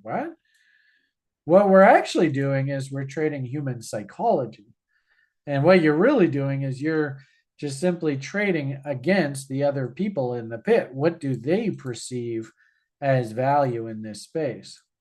So this is a good example where we are getting market structure shift. That's that ICT guy right there. So we were making lower highs and lower lows. I'm a bear, look at me. And then all of a sudden, boom. And we even closed above there. So that means by definition, 61.8 mountain man levels for me are actually buy windows. So what I would love to see is this thing calm down, come back down, put in a nice W and reload zones, and you got one hell of a trade. Interesting too how that also comes back against that tail. The problem with that, of course, if you are interested in this wheat, is you can't really trade this December contract because it will expire the middle of November here. So just as you're having price come into what would be the buying window, you got to get the hell out of this thing. So if you wanted to play this, how do you play it? The answer is you look at, say, like a May 2025 contract. So there is probably the contract I'd be interested in trying to trade. And good to see. All of the structural signals that we talked about just a moment ago are still in place. So it does look to me like this thing is trying to pivot. And then the question you have to ask yourself is, from a seasonal perspective, does it make sense that price should be weak here into fall harvest? Right. If you don't know the answer to that, then yeah, you got to get your ass into our education program if you want to trade this stuff. And you just have to learn that actually this is just nothing more than supply and demand. And obviously, a lot of people are expecting a lot of wheat to hit the market here into the winter season, into the fall harvest season, beg your pardon. And what I would just simply say, everything that we teach on the site, I would keep a very close eye on reload zones here as opportunities to get long as we go through this seasonal troughing window. That's just business as usual, TA 101. And the cool part about this is you can actually see the future here. Just keep in mind, this is going out into next spring. So remember, what are we supposed to use as a technical objective? The 50% rule. So there's your profit objective, but notice, oh, gee whiz, there's a price gap right there. That gap wants to be filled in. What's the percentage of time that that gap gets filled in? It's like over 90%. And actually, if you look at this chart, you can see there's a bunch of gaps all the way up here, which means to me, they're probably going to fill all of these gaps in. There's that gap, there's that gap, there's that gap. I mean, this goes all the way right up. There's even a gap all the way up here. Now, if this was a bar chart, there would be no gap there. The bar chart would fill that in. Candlestick people, they like to see bodies fill in these gaps. I have noticed, this would be an example where sometimes you see wicks and tails fill gaps in and markets do pivot off of that. So I wouldn't use that as a technical objective, but I definitely like these gaps, especially this one wide open like this. And this, ironically enough, is also what they call a Wyckoff check. So this thing broke down through key support in the past. So what probably happens here is at some point, you've seen me talk about Bitcoin and stuff like this in the past. We rally up, we fill in the gap, we test this low, and maybe we even work our way higher up into this gap, but you find that this becomes some sort of major structural pivot level. I don't know if it's going to look like that. Who knows? What do you think the odds are that that's basically right into that 61.8 level? I bet it is. Boom. Oh, 61 points all the way up here. Wow. So we could stab all the way up into there, and then that tags Mountain Man. And where the hell? Oh, wow. Look at that. So 78.6 is all the way up top here. Anyway, just sort of talking out my butt here. Anybody ever want to trade any wheat? There you go. And this is a tutorial for Chris. Anyway, what is interesting about this grain market I noticed was, look at this cute little bottom that came in on the soybeans. Look at that. Oh my goodness, that is so beautiful. And look at the profit potential on this trade. This was the trade, I think. Long the double bottom and risk to new lows. And you can see 50% level is a million miles higher. Boom. Look at that. And interesting too, hopefully you see, oh, gee whiz, there's a price gap there. And look at the size of this price gap all the way up here. Yeah, we'll just be conservative. We'll go there. Well, you know what? Why don't we go there off the candle body?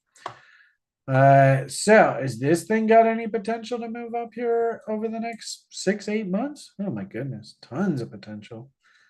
It's interesting though, they don't grow too many soybeans in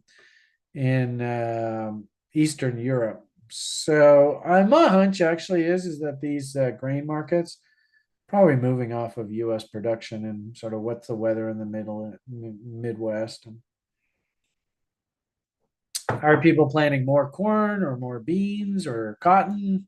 Actually, a market I haven't looked at in a long time. I'm just having fun with you guys today, so I don't want to look at it. Good old cotton. Jump down, turn around, pick a bale of cotton. Boom. Whoa! Holy Shiite Muslim. Fuck me. Ah, there you go. You just got your value for the day. Talk about, oh my God, that's a gift. Holy shit. I think I gotta go buy some cotton. Look at that. Son of a gun. That's so compelling. I think I gotta go fucking buy a call option. Look at that. That is absolutely textbook. Man, that's incredible. Wow. Pretty. So this actually would be a really good example of a bull call spread here, and then maybe look to cotton's kind of a funny crop though, because the difference between May and July cotton can sometimes be like it's driving a truck through a canyon. There is the May 2024 contract. May 2024, number two. God, I can't even remember. Interesting. This is down here. I don't think this is the market we want to be paying attention to.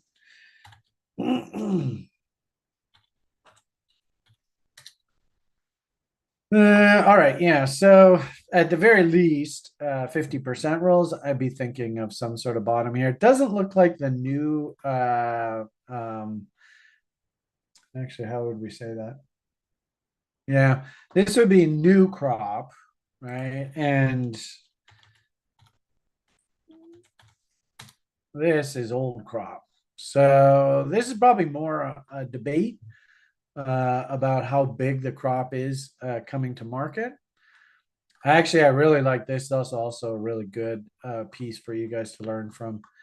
Can you see the harmonic pattern here? So whenever you see this, especially if you see M's right down against the bottom ends of ranges, you should be asking yourself, is this making some sort of harmonic setup here? So that's pretty slick.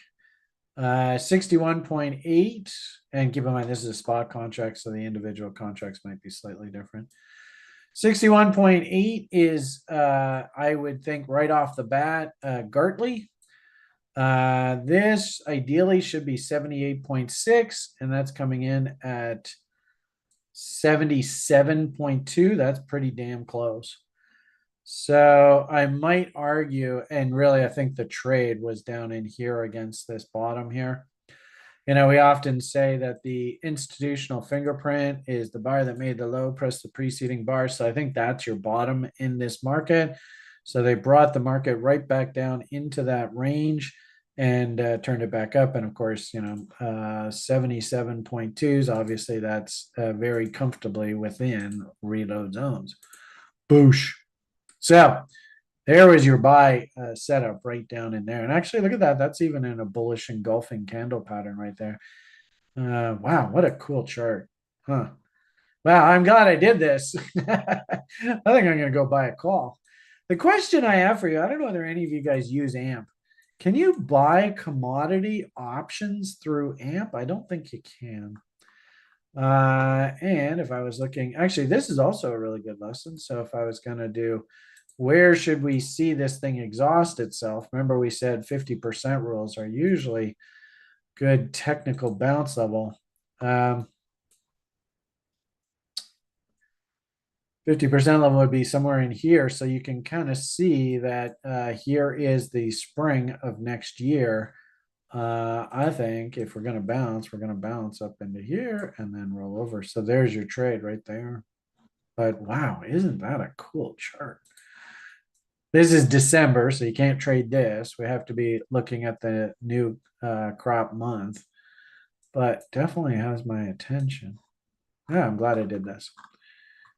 And if anybody knows the answer to that, I have to figure out how the hell I can use that AMP account to pick up commodity options. So I've been sort of stumped as to how to approach this. I would like to buy more commodity options going forward, get back into that business. Anyway, I'll just print that out of there. I'll put that in the lounge. If you are interested, you can follow along with me. Hey, there's Joshy. Pleasure all mine, sir. Oh, cool. You had a nice chat with Josh. Good. Excellent. Nice human biomass. Oh, there's a name for you. Hopefully, we can teach you how to become a killer trader and you become more than the sum of your parts, Mr. Biomass. Anyway, man, that is such a good example of a Gartley there. Unfortunately, I can't really buy that price there. I have to let things settle down a bit. But anyway, that's and actually one would be kind of a fun thing to do is since this is Friday. We talked about Russia. And actually, interestingly enough, can you see how this bottom here is corresponding with the bottoms? Because we actually saw these bottoms right across the grains. We showed you the bottom in wheat. And actually, this is looking at the future. If we just do the ZW1 exclamation mark, and there's that weekly W in the wheat. And actually, it looks like wheat's a leading indicator here, right? This is also a cool tool that you can use. 14 people. Let's see if anybody can get this. Meg, you should know this. Candlesticks. So we can't really call this. Oh, actually, maybe we can. No, we can't. Can't call this a Q reversal, but who can tell me what is the name of this candle in candlestick land? We'll make it nice and easy for you. You can even see what candle that is. What do we call that? Is that bullish or is it bearish? And of course, considering where it came in on the price chart, does that support the buy setup or the sell setup? Yeah, you can see we've talked about this before. Look at that, right back down against all of those historic lows. That's exactly where the candle came in. So obviously this is an important level. Yep, outside bar. Ooh, how about we're talking candlesticks here now, so we have to use the candlestick terminology. What do we call that?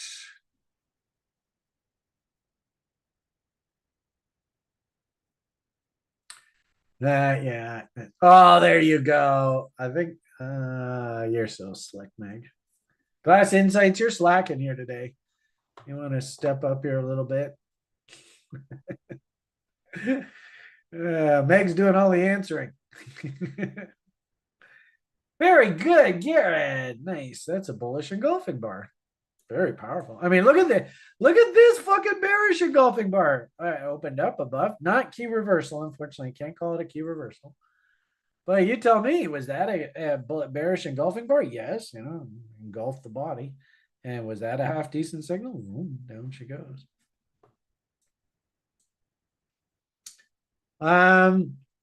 So as you can see, I'm slightly enamored by the greens here today.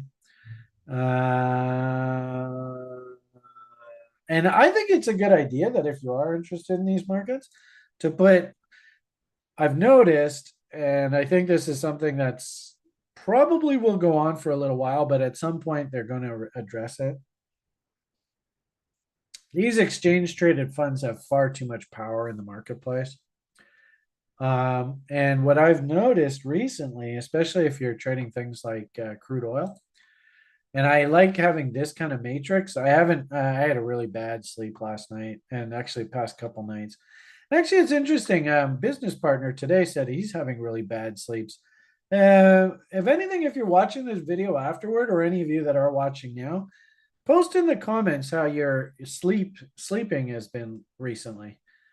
Because my sleep has been absolutely horrific, and I can't like figure out why. It's not like I'm doing anything egregiously, like I don't stay up late and I don't like take drugs or anything, pill poppers or anything like that. I mean, I just smoke doobie every once in a while, but don't drink. I'm not really that big of a drinker. If anything, the way that you know that I'm not a drinker is look at my nose. Especially at my age, you can always tell a drinker. This is kind of a fun little life fact for you. If you don't know this, remember this. Look at a person's nose, and if it's a big honking nose, uh, if it's got pop marks, if it's got divots and shit like that, you know that person's a heavy drinker. And it's fascinating actually if you look at Bill Clinton, and he's got a drinking nose. If you look at him up close, I mean, he's got a real drinker's nose. I always found that interesting about him. But if you look at like W.C. Fields, you guys probably don't even remember W.C. Fields, but he was the perfect guy because he was always drunk. And if you look at his nose, holy crap! I mean, that's a drinker's nose if you ever heard of one. Not great FA, huh? This isn't good fundamentals. All right, I'm getting off topic. Sorry about that. Anyway,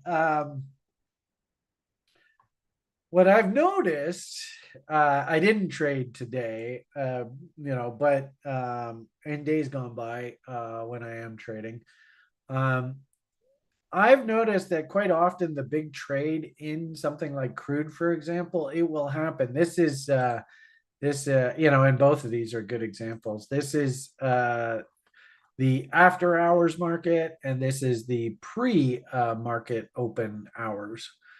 And this is the ETF. And notice, this thing could have broken down here, but what did they do? As soon as beep, the US retail session opens up, they sneakily take it up to new highs, and then they do the dump. I see this a lot, and I might even suggest to people that be careful about taking positions in either the overnight market or the after hours market. Maybe wait for the actual retail open, because like this, for example, I think this was entirely ETF driven. My hunch is that they wanted to take it back up to the retail session level for the regular trading session. So you can see in after hours, there was back up there, sitting there up above, then down below. Don't get sucked into thinking that the market is just going to absolutely tank here. What did they do? They took it back up and then they brought it back down. And notice there's your failure level, and boom, down she goes. So, in fact, I guess a nice little inside bar, and actually, that's a nice little double top right there. Might be an idea to wait for the retail market to actually open up before you get too excited about actual setups. If you're futures trading, I've just noticed this quite a bit over the past couple years. Is that they're literally through the retail open, the trade setups are coming in. So I don't know, whatever. Also, keep in mind too, the S&P 500 pit used to open up at 6 o'clock, and that used to be religion. That the futures markets always opened up ahead of the stock market. It's fascinating, since Chris has been working with me. He doesn't even remember those days. So by default, he's always thinking that the ES, I suppose YM, Russell 2000, NQ for NASDAQ, whatever. Well, I'm hearing most people nowadays, even good old Johnny Hoagland over there at Top Step, he doesn't really start his day trading day in the stock market until the retail open. So something has changed dramatically over the past 5-10 years. And so you look around, you go, well, has anything changed? And oh, what a surprise. This, Fink dickhead is basically taking over the world. And of course, he runs and operates all these damn exchange traded funds. So what a big surprise. He's probably basically said to all the futures people, you do not run this market. I run this market now.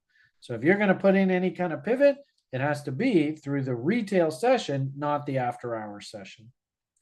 I've also heard two people say that, if you actually have a key high or low put in the after hours market, the retail people are going to most likely run those levels for cheap liquidity. So remember that as well. Anyway, a couple of words of wisdom, nuggets for you here late on a Friday.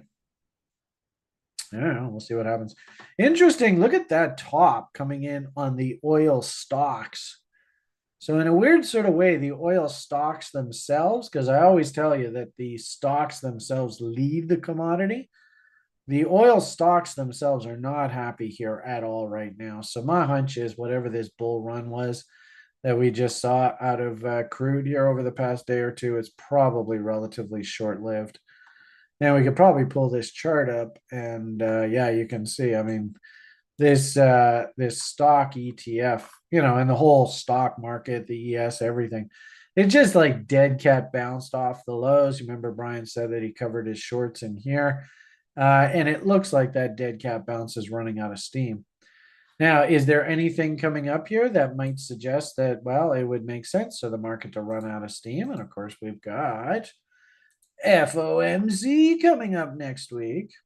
So, in a weird sort of way, I don't really think it's in our best interest to really assume anything here ahead. And keep in mind, we've got the weekend here, so this will all be closed, but FOMC is right here. So I don't think it would be a good idea to get too enamored in anything until we get on the other side of that FOMC. And this is probably a good opportunity to wind up this conversation with you guys. We'll circle back around. We will look at Bitcoin and crypto and all that kind of talk. Oh, I never did finish this thought. I guess here before we head over there, I'll just finish this thought. Keep in mind, Benner here, this has been pretty damn accurate for quite a long time. It might be off by a year or two. I mean, that does happen. And sometimes these come in at the very, very, very end of the move. And then, maybe like, 2020, the market, they moved it up just a bit higher into January, February, and then they dumped it. But notice that 26, this is a minor cycle peak. It's not like the big honking crazy ass blow off tops that we saw like in crypto in 2000s, well, I guess 2021 kind of idea. This is going to be a minor one. And I actually think that this kind of will be similar to the way that Bitcoin acted into like that 17 peak. It wasn't the ultimate peak. It was a fun bull market, especially in altcoins, if you remember Mobies and all that. But I'm not looking for the absolute insane blow off top. Everybody's in the market. Everybody says you got to be in the market to get rich, blah, blah, blah. I'm not looking for that until we actually get completely on the other side of this major historical problem that we have coming up here. I definitely think that we have to take a few years and sort of pause here. Now, it is interesting. You saw 26, and then you notice that that's like that April, May, June of 1946. So maybe that's the case. We bump our way higher here over the next year or so, and then we top out. I don't know. We might even be topping out now. Like 26 should be our cycle peak. And then, of course, if we look at Bitcoin, summer, spring, all that kind of talk, the market cycle peak should actually come in like next fall and like next November should be our big cycle peaks. But long and short of it here, we are very close to the end of whatever this cycle is here. And then we have to expect a tough few years ahead of us. I really think so. And again, if we go back to Mr. Benner, there is the 26. And notice into 32, this is going to be a very tough period. And interestingly enough, if we go back to that historical chart, when did this ultimately turn? This turned in 50. So it might be interesting that, I don't, do we have that? Maybe we have it. Do we have? Oh yeah, here we go, 46. So interesting how their peak was 45. Right, and we're thinking 26, wherever the hell that is, right there. So 45 was the peak. I'm kind of thinking that that's sort of like this right in here. I mean, is it next week? I don't think so. But is it over the next, 6 to 12 months that we hit our cycle peak here and then we got to go in the shit for a while? I actually do think that. So just be aware of that. Now, the good part about it, maybe if we're really lucky, is there's like one more 6, 8 month window here that the market actually moves up. I mean, that could possibly be. I, can't predict the future. And in that kind of environment, Bitcoin and the altcoins and stuff do well. I just, if anything, what I see is I would not be surprised that we're basically in a trading range. I do like the idea that we're coming up to some sort of pivot here. I really do like that, especially in crypto. So if we go back to those crypto charts, where's that? That's over here. Is this near some sort of long-term cycle pivot? Yeah, we've been going down for quite a while here now. Markets don't always go down, by the way. They go down, they go up, they go down, they go up. So this one, interesting how 2.618s, I do like the breakout. And then, we did have to come down. If we do a 2.618 off of this, then, oh boy, that means we got to come all the way down into here. I don't know whether we have to go that deep. But if anything, I actually don't mind the idea over the next few months that we slowly start to turn back up here. Then the question ultimately is, can we break out to new highs? There's a very realistic possibility, folks, that we spend, there's 2025 right there. So we still got a ways to go. But I wouldn't be surprised if over the next few months we just sort of bang our way in through this. The question is, do we have that final blow off top into the fall of next year? I don't know. I don't know whether it's a good idea for us to expect that, but I definitely think you could expect a revisit of the top end of this range. And if you look at a lot of these little juniors, that actually represents quite a bit of money to be made. Like this LO group, this is probably a really good example. This is sort of like the absolute junior of the juniors. We were sort of thinking, through the summer, maybe we have that seasonal bottom come in. And I really didn't have a problem with you nanny nibbling against the bottom end of the range here. And if you're nanny nibbling, there's no reason why you couldn't do like 1%, 1% here, 1% here, maybe another 1% here, just slowly accumulating. I love buying here. And I would be thinking that that's your profit objective. Remember, 50% retracements. You want to sell half of the position at the 50% retracement? That's a bit aggressive, but I don't see any reason why that shouldn't happen. And then, of course, hopefully you've made a lot of money on that kind of move. And then if we do happen to get some sort of crazy ass crypto orgy bull, well, great, then you're off buying Lambos on pushes to new highs. Yeah, that could happen. So I definitely like the idea that there is some sort of trough here. I'm just, to be perfectly honest with you, and my job here is not to bullshit you.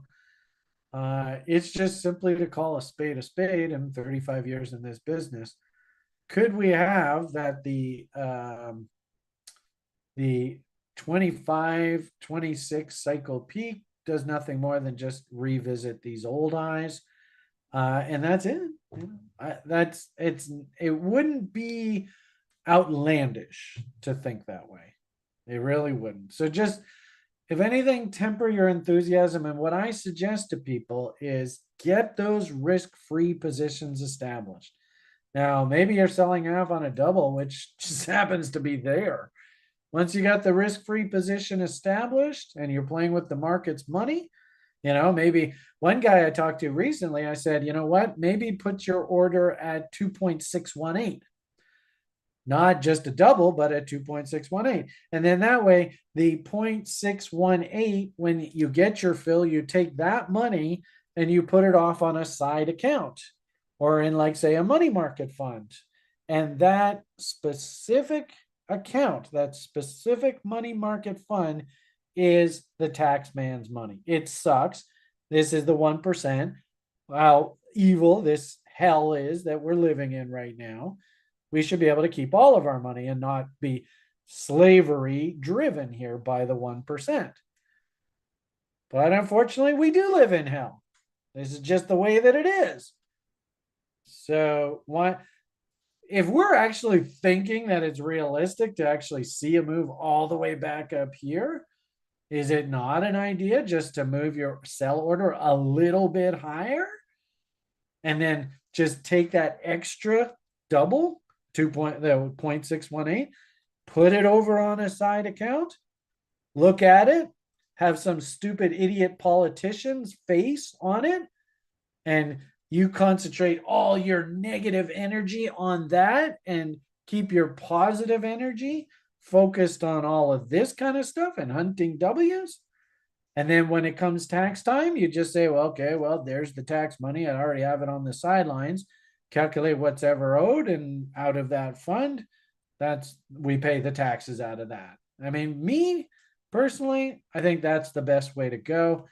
I have had a lot of people say, well, maybe what I should do is play crypto through a registered account or some sort of tax sheltered account. What I'm really worried about here, folks, is those tax sheltered accounts. There's no guarantee with, this dickhead that's running my country, or, you hear the rhetoric out of this little cammy doofus. There's no reason why they can't just go and say, you know what? We're changing the rules. Your tax-free accounts that you thought were tax-free are no longer tax-free. There's no reason why they can't do that. So I don't know whether it's in our best interest to have faith in these politicians here, that everything's going to stay the same. I don't think that's a good idea. And then also, too, just try and remember this, folks. And of course, the 1% is not going to like hearing this. Once you put money into those registered accounts, it becomes part of the system. And you will be taxed when you take the money out of those accounts.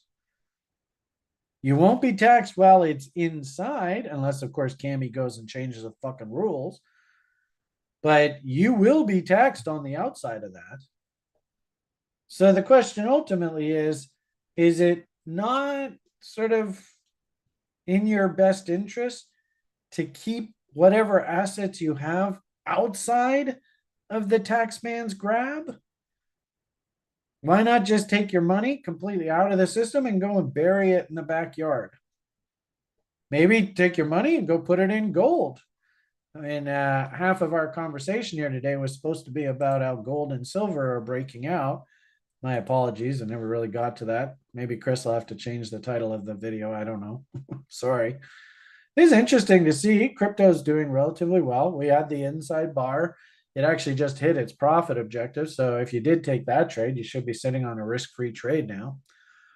But interestingly enough, if you had gone and put all your wealth into something like gold or silver of late and just buried in the backyard, and completely outside of the taxman's grab, taxman doesn't even know that it exists.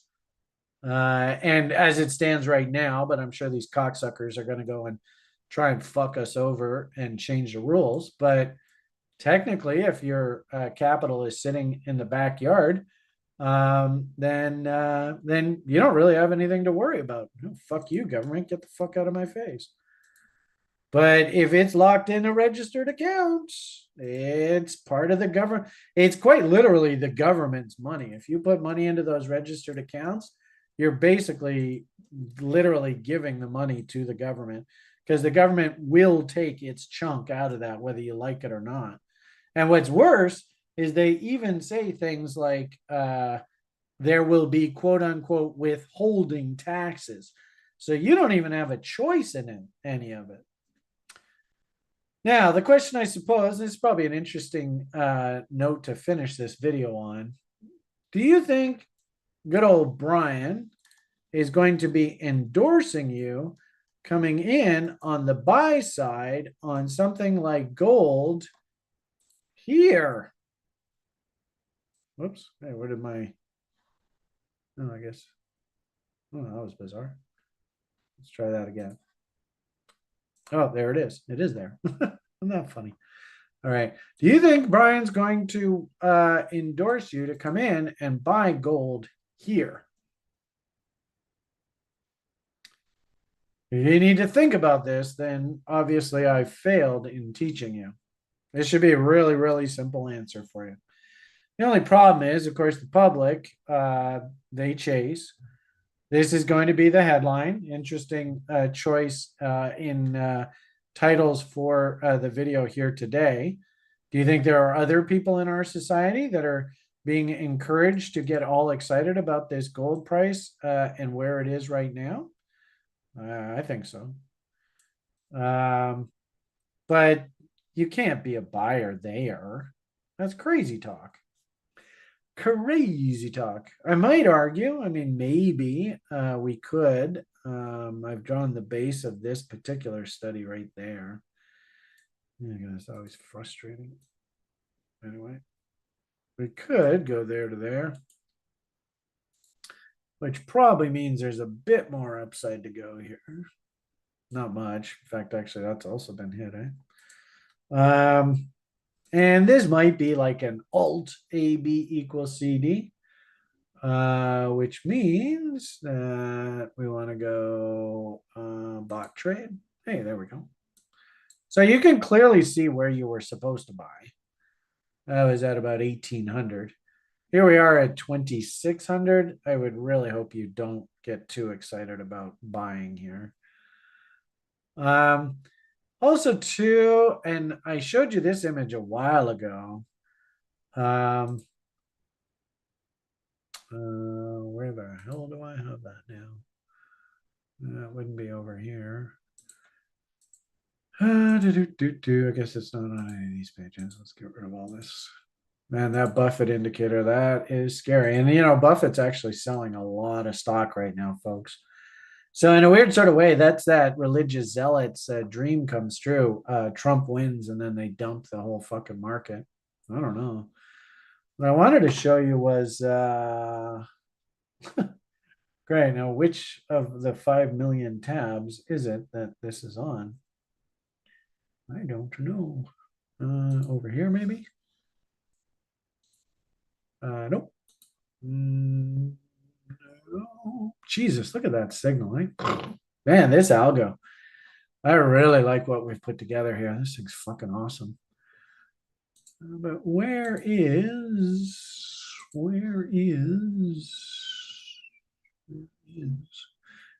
anyway, I guess I'll just load up here. I wanted to show you this. Oh, darn it. Don't want to get rid of that. This one here. So I've been talking to you guys a while about gold outperforming here. All right, here's that reference, another reference piece to 1948, the absolute insane inflation. So I still think that this is what's going to happen here with the gold market.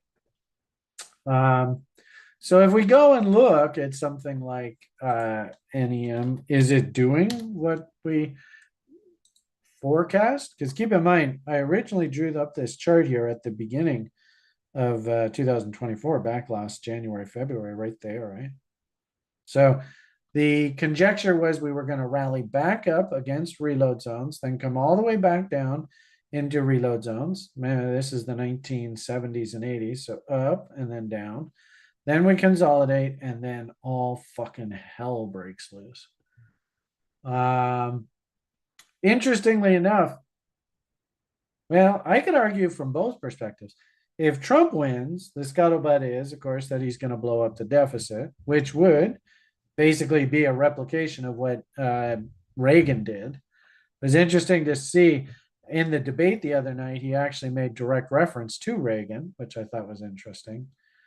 And half of the reason why the gold stocks went absolutely crazy like this was because of the absolute complete blowing up of the U.S. Government's balance sheet and what George Bush Sr. called voodoo economics. Well, it looks like we're going back into more voodoo economics if Trump wins.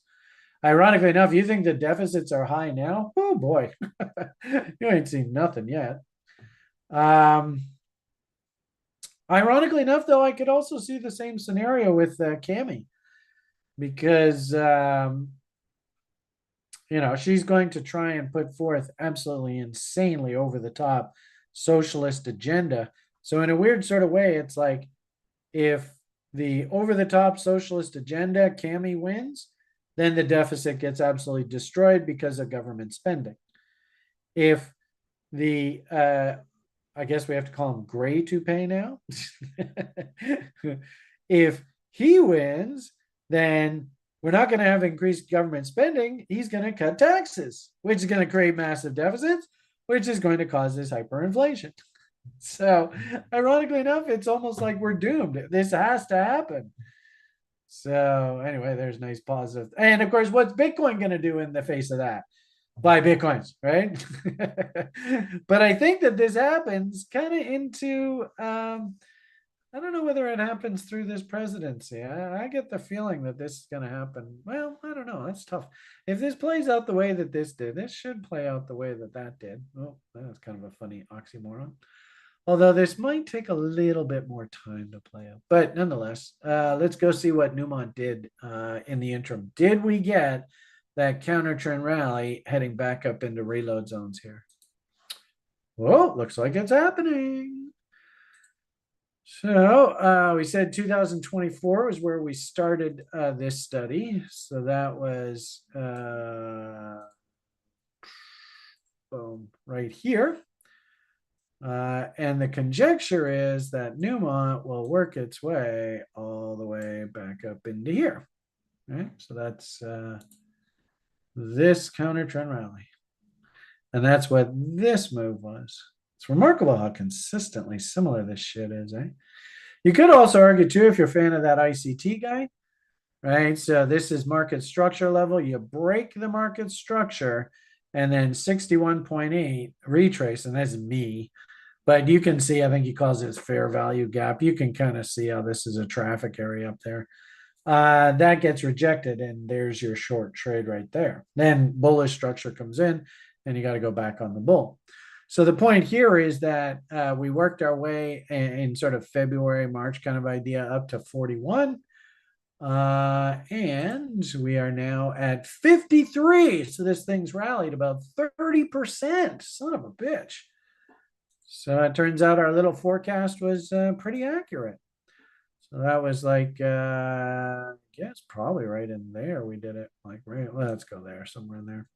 So here we are. Well, I won't give myself that kind of credit. Let's say something like that, right? So probably, well, if this is the 1970s, we work our way up into mountain, and then we top out, then we come back down, and then woohoo, look out. So can't really chase that. I mean, this is the same thing as, and this is what I was trying to get to with you guys. You can't buy that gold trade there. If anything, this is coming into a profit-taking window. And if all the public and all the news headlines and the talking heads and all that kind of crap are going to be barking about how wonderful gold is, do you not see how you're walking into a trap here buying gold? You're basically going to be buying their sell orders, right? If you were a bot trader, you'd go long at 25, then you'd be ringing the register now. Now, I don't know. I mean, maybe through the election, maybe this thing goes blow off top. I will say that if we do actually get up into this 1.618, this becomes an absolute no-brainer trade level. And it's interesting too how 877 is up there. I get the feeling that we're probably going to actually have to consolidate a bit here against this 4669. So that's what I would be looking for here. I don't think it's a good idea to get all crazy bullish here of gold right now. You miss the trade. It's simple as that. You're too late. Too late to buy. Probably a little too early to sell. If you do want to actually try and short this, interesting. I guess Big Brother's trying to tell me to shut the fuck up. You probably do want to wait for some sort of signs of top, some sort of signs of failure. And then, of course, you can see the short trade here, I think, was this window right here. And that was your trade there off of that beautiful little double top. in the reload zone against those highs. So too late to buy, probably too late to short. Look at that. This computer wants to fucking kick me out of here. Okay, so we did talk a little bit about gold. As I said, I really don't like the idea of you buying. If you're actually interested in a gold and silver play here, I actually really like the junior mining space. I think you're probably a little bit late on something like Newmont and the big gold stocks. If anything, hopefully what you kind of see here is this looks like a head and shoulders. So maybe we perk up here. Maybe we hit 50%. I don't know whether I think we hit 61.8, but who knows? Um, David O likes that when this neckline test is slightly higher than this. So it makes actually like a cockeyed head and shoulders. And then, like I said there earlier, we want to watch that low really closely to if it can turn off of that test of that low and hold those lows. And interesting, look at the price gap right in there. Then that sets up that inverted head and shoulders, which takes us much, much higher down the road. I like that thinking. But unfortunately, what that means is you can't come in and buy Newmont here. I mean, you're crazy. Way too late. This one actually was difficult because yeah, if you really wanted to trade this, you had to wait for that reversal and then maybe trade that little consolidation in there, which would have been difficult. And look how they do this, right? New low, straight up, and then right back down. New low, straight up. My hunch is there is a, and then back down. So what we have to watch for closely over the next 6 8 months is do we get that pivot against that low? That's probably the key here. But as I said there earlier, the one part of the space that I really, really like right now is the junior part. So one of my favorite gold stocks, and it's a local stock here in BC. So I have sort of a near and dear place in my heart for this guy. This was a VCIMer when we W'd up back here. They rolled the stock back, shares for debt, options to director. They did everything right. A few of these names through this cycle, I got a little sloppy and I was buying VCIM names where they rolled the stock back and then they did things like floated a debenture, which is like debt. That's the exact opposite of shares for debt. And it turns out that company, it was a little pharmaceutical company. It actually went right off the board and I lost all my investment. So let's be a little bit more strict about VCIM criteria, Brian. Knock on wood. But the point here is this is one of my favorite gold stocks. It was a VCIMer. I still have stock off of this original buy level, but I think what this thing is set up now, and this is actually really interesting. If we change this to a log chart, I find this fascinating. If we bought this up,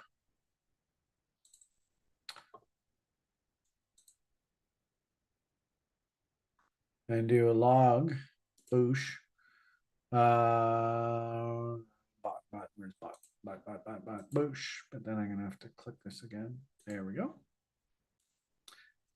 This is a growth stock, right? They recently rolled it back. They have a pretty good property, well over 3 grams per ton. And I've always told you, 3 grams per ton is the magic number in the market size to justify putting a property into production.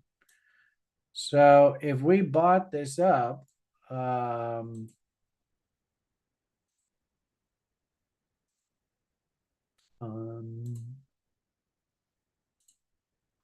oops, let's try it one. Come on, you. There we go. All right, look at that. Now, isn't that interesting? But long level is basically right off this massive double bottom. 1 low, 2 lows, 3 lows, 4 lows, 5 lows, 6 lows, 7 lows. Holy crap, that's a lot of lows. But look where the target is on this thing. Holy shit, Muslim. $8.22, which would make perfect sense. That's usually what these little stocks do in bull markets like this is very normal. And check this out. This is incredible.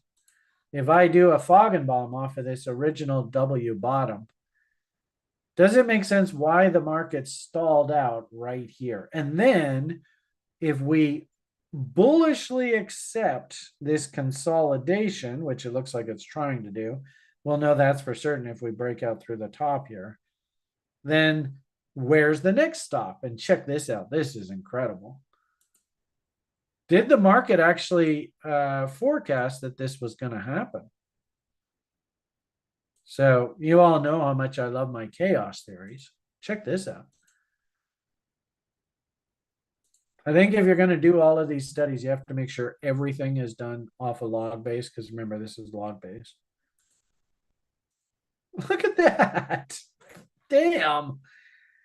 So did it make sense why the market stopped at 2.618? And you could argue, well, all the old shareholders that either wanted to sell their old stock or maybe even wanted to short this because they hate the company and they want to drive it into the ground, whatever. You got to make sure everything's set to log. What a big surprise. That was basically 618 right off that level.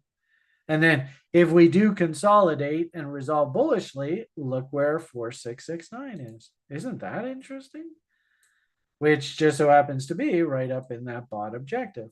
And this also corresponds nicely with what?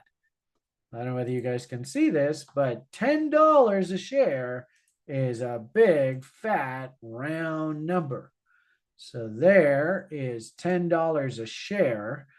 And I would not be surprised one bit if these guys actually bring this property into production. And the talk is that it's a pretty damn good property. And there's plenty of gold and silver on it. If they bring it into production, then the stock probably goes up to like $5-10 a share. And then what ends up happening is some senior company comes along and they buy them out. This is the way the game works. The property's all firmed up, and the senior, maybe it's Newmont, maybe it's Barrick, who knows, could be Kinross. But the point is, they come out there, their supplies are dwindling, and so they need to restock gold resources and reserves. So they just go and buy these junior companies out that have firmed up their property. This company doesn't even need to put the property into production. If they punch some holes that look pretty good, this fucking thing will take off like a rocket. And then a poor man's way to play this, right around the corner in the exact same mining district, we have the poor man's way to play this. And these guys came out with results that were almost exactly the same as the big boy, but the property wasn't nearly as big. It's a smaller property, but well above, I think, in that sort of 4 or 5 grams per ton neighborhood. And so this is another VCIMer that I have on the books, and it's basically a play on the same neighborhood. And you can see what they're trying to do down in here. If anything, this is a good analogy that this guy hasn't quite turned. So the bull hasn't quite started yet. Remember our Newmont chart, but you can see the W's down in here. Interesting how they dumped the stock recently, but they could not take it through these lows. Look how they filled the gap in here. So I'm more than happy. In fact, I bought a bit more of this thing on the breakout there at 10.5 cents. I'm perfectly happy to sit in this guy, but this guy would be like, he has a resource. So it's not just a land play. And they're probably waiting on the GOT to take off because they are doing quite a bit of work on the property. And then this guy will start coming along. And this is a good example where what ends up happening in the mining space is you have, say, a property that has a half decent showing. Then what ends up happening is a whole bunch of little venture cap companies go and stake the properties all around the big company, like so. So in this particular case, GOT is your big boy sitting there in the middle with a nice big fat resource and a nice property that everybody thinks has got gold on it and silver and all that. And this little guy here would be the Jugga. You fucking jugger. You jug addict. That's a reference for TRI, I guess, from last decade. We used to always joke about one guy in particular. Had nothing to do with Jugga, but the name rhymes. And in Australia, if you know what they call drug addicts, you'll understand what I'm talking about. Anyway, so like Jugga would be one of these guys, and they've got a little property. It's got a small showing, but it's basically the same thing. And the key here is that the way that mining resources work is they're basically tapping into veins. And so a vein will go something like this. Right? That's why they call it a vein. Think of a vein in your arm. And so, God's going to go and drill up all this. These guys are shit out of luck. But this guy, he hits the payday because he just happens to be in that vein.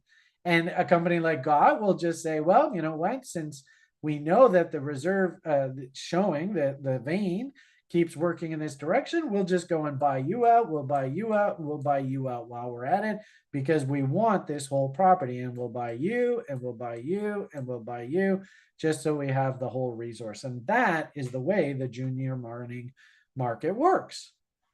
That would actually be a really good little piece for the public, Chris, if you feel like it.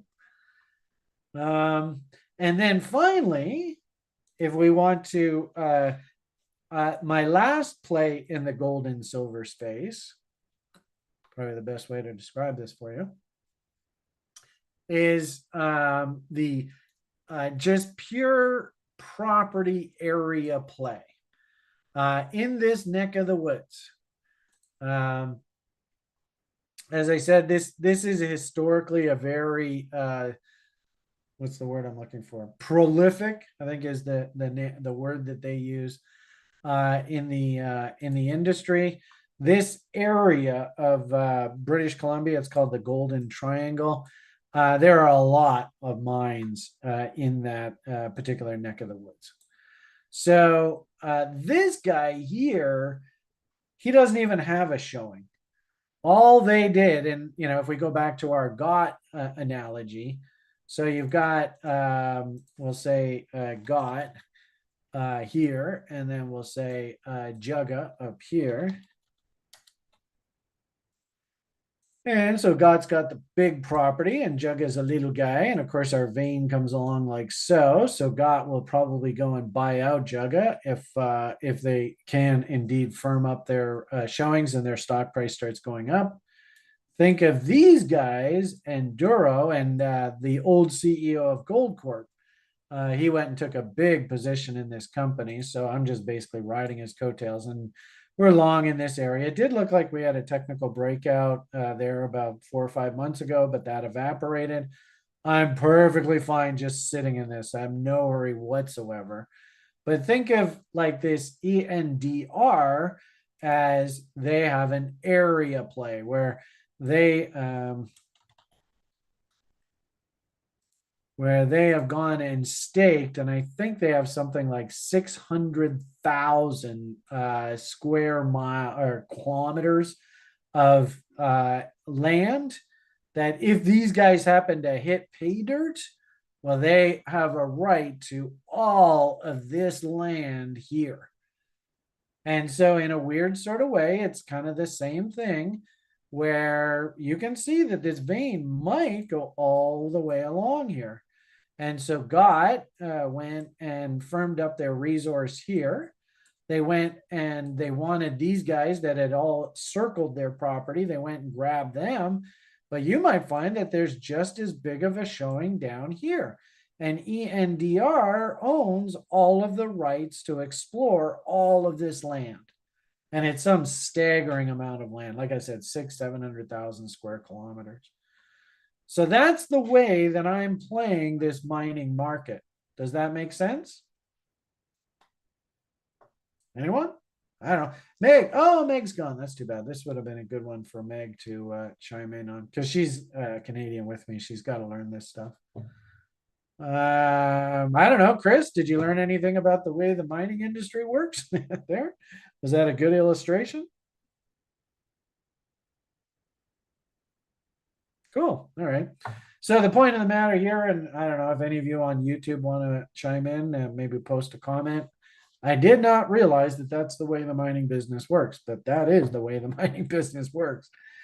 And then, of course, Glass Insight says good edutainment. So I am long a bunch of ENDR. I am long a bunch of Jugger. And I am long a bunch of GOT. And that's the way that I'm playing this mining market. And you tell me, Brian's the type of guy he likes to, and the last trade that I want to put on, but I'm waiting for that ultimate pullback back into reload zones, is I want to put on that Newmont trade heading into the latter part of this decade.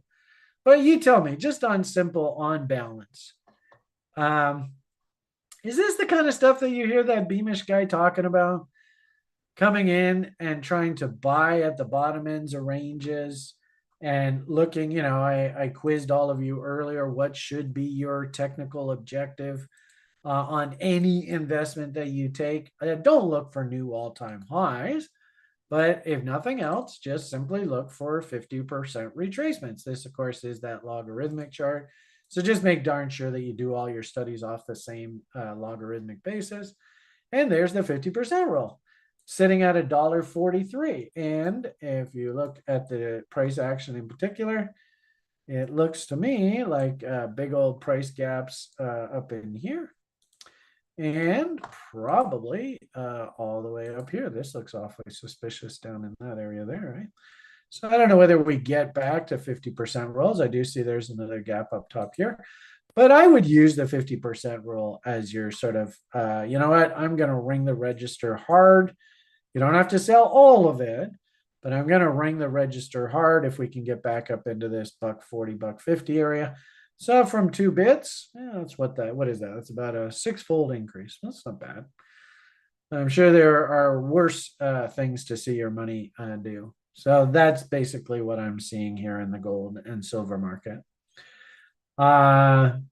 Way too late to chase the bull here.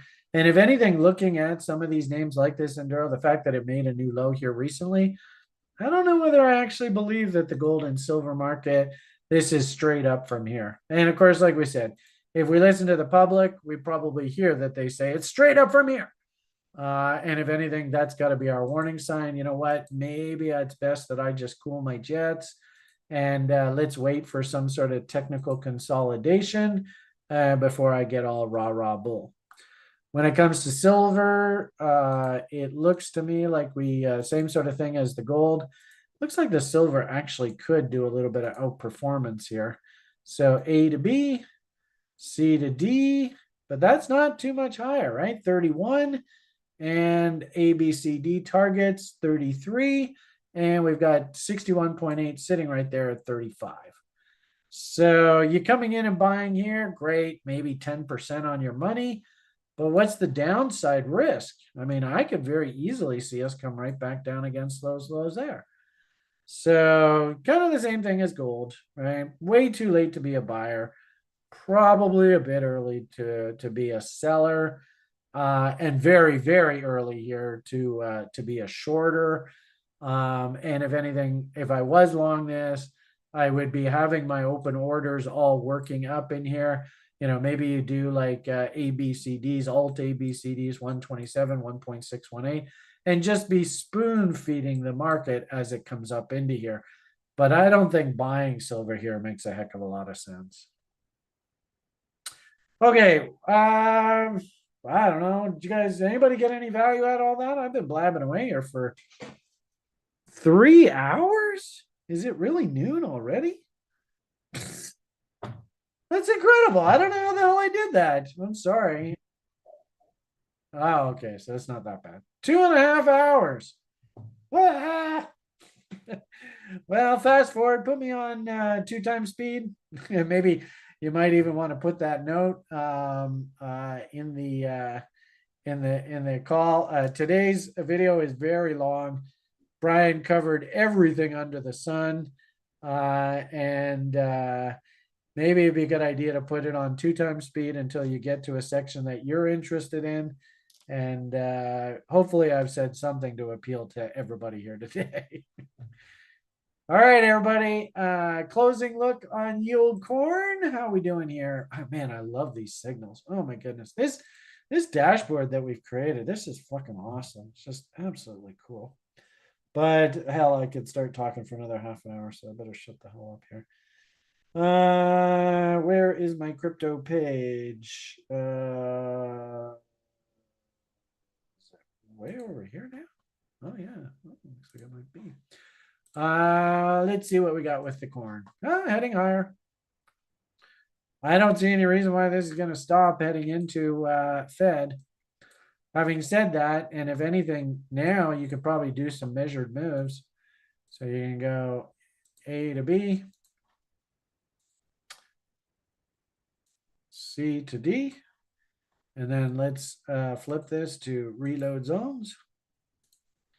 Wow, what a surprise. It looks like the technical objective is nothing more than a revisit of this downtrend. What a shock. And a tag of the POC. And probably, you notice, actually, that's a good analogy. Like I said, I could probably go on for another half an hour here if you let me. But notice how the profile is kind of empty here, right?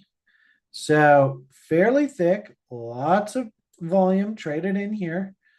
But all of a sudden, we just fall off a cliff here. So I wouldn't be surprised if by the end of all this, that this profile actually looks like a nice parabola, which means we've got some unfinished business all up in here. So don't be shocked if you see that. And then, as I've said to you on numerous occasions, and we'll leave off on this note, be careful around these damn Fed announcements. Look at this one. They rallied the market straight back up. Maybe we rally right back up to this trend line. Could very easily be. And look at what the market did through that. That is the most beautiful FUMC I could possibly think of. They just said fuck you and just drove this thing right back down. So let's not get too bullish through this coming week. And if anything, if you had the balls to step in and buy that inside bar, this was a great lesson for everybody. Candle body lows, reload zones, inside bars, 50% level as price objectives, 2 to 1s, sell half on that event, move your stop to scratch, which it already was because we had 50% of the move traded to, and now you shouldn't get hurt. And you've got this free position on the books, the other half, and who knows where the fuck this thing goes. Maybe they take it all the way right back up, blow through these highs, and go revisit this wick up top here. Totally possible. Not going to get into the business of predicting the future. All I would just simply say is we did have a very valid signal that come in here. If you are trading this off of things like a daily chart, you should be long. Half of your position should be gone. So you actually have made money, profits in your account. You're riding the free half and your stop's at scratch. And you're like, I don't know where the market's going to go. It's going to go where it's going to go. All right, everybody, have yourselves a great day. Let's leave it at that. Hugs and kisses. If anything that you've watched here today is like, wow, I've never seen that before, maybe consider getting your butt into the education program. If you've actually taken the education program and you've heard something that I've said today that you're like, oh, wow, that's new, then maybe you should take it again. I don't know. But I think everything that we teach you here at TRI is gold. There's nothing here that I feel embarrassed about or like, oh, that's wrong. I mean, everything that we do here is technically correct, which I love. That's half the reason why 10 years later we're still at this. And now it looks like our signaling system, the dashboard, is coming online and giving us some just absolutely cool signals, including that killer signal that we just got out of crypto there. So I would strongly suggest that you all consider seriously about subscribing to the dashboard and our annual package. We give you a really, really good deal here this November. And like literally over the next 2 months, I'm going to be showing you the value every single time I talk to you about why I think a subscription to the dashboard, the pro package is definitely worth the investment. All right, everybody. Have yourselves a great day. PMA for the win. Slow and steady wins the race. Remember what your number one job is. Don't take no win nickels. The only one price is. Bye.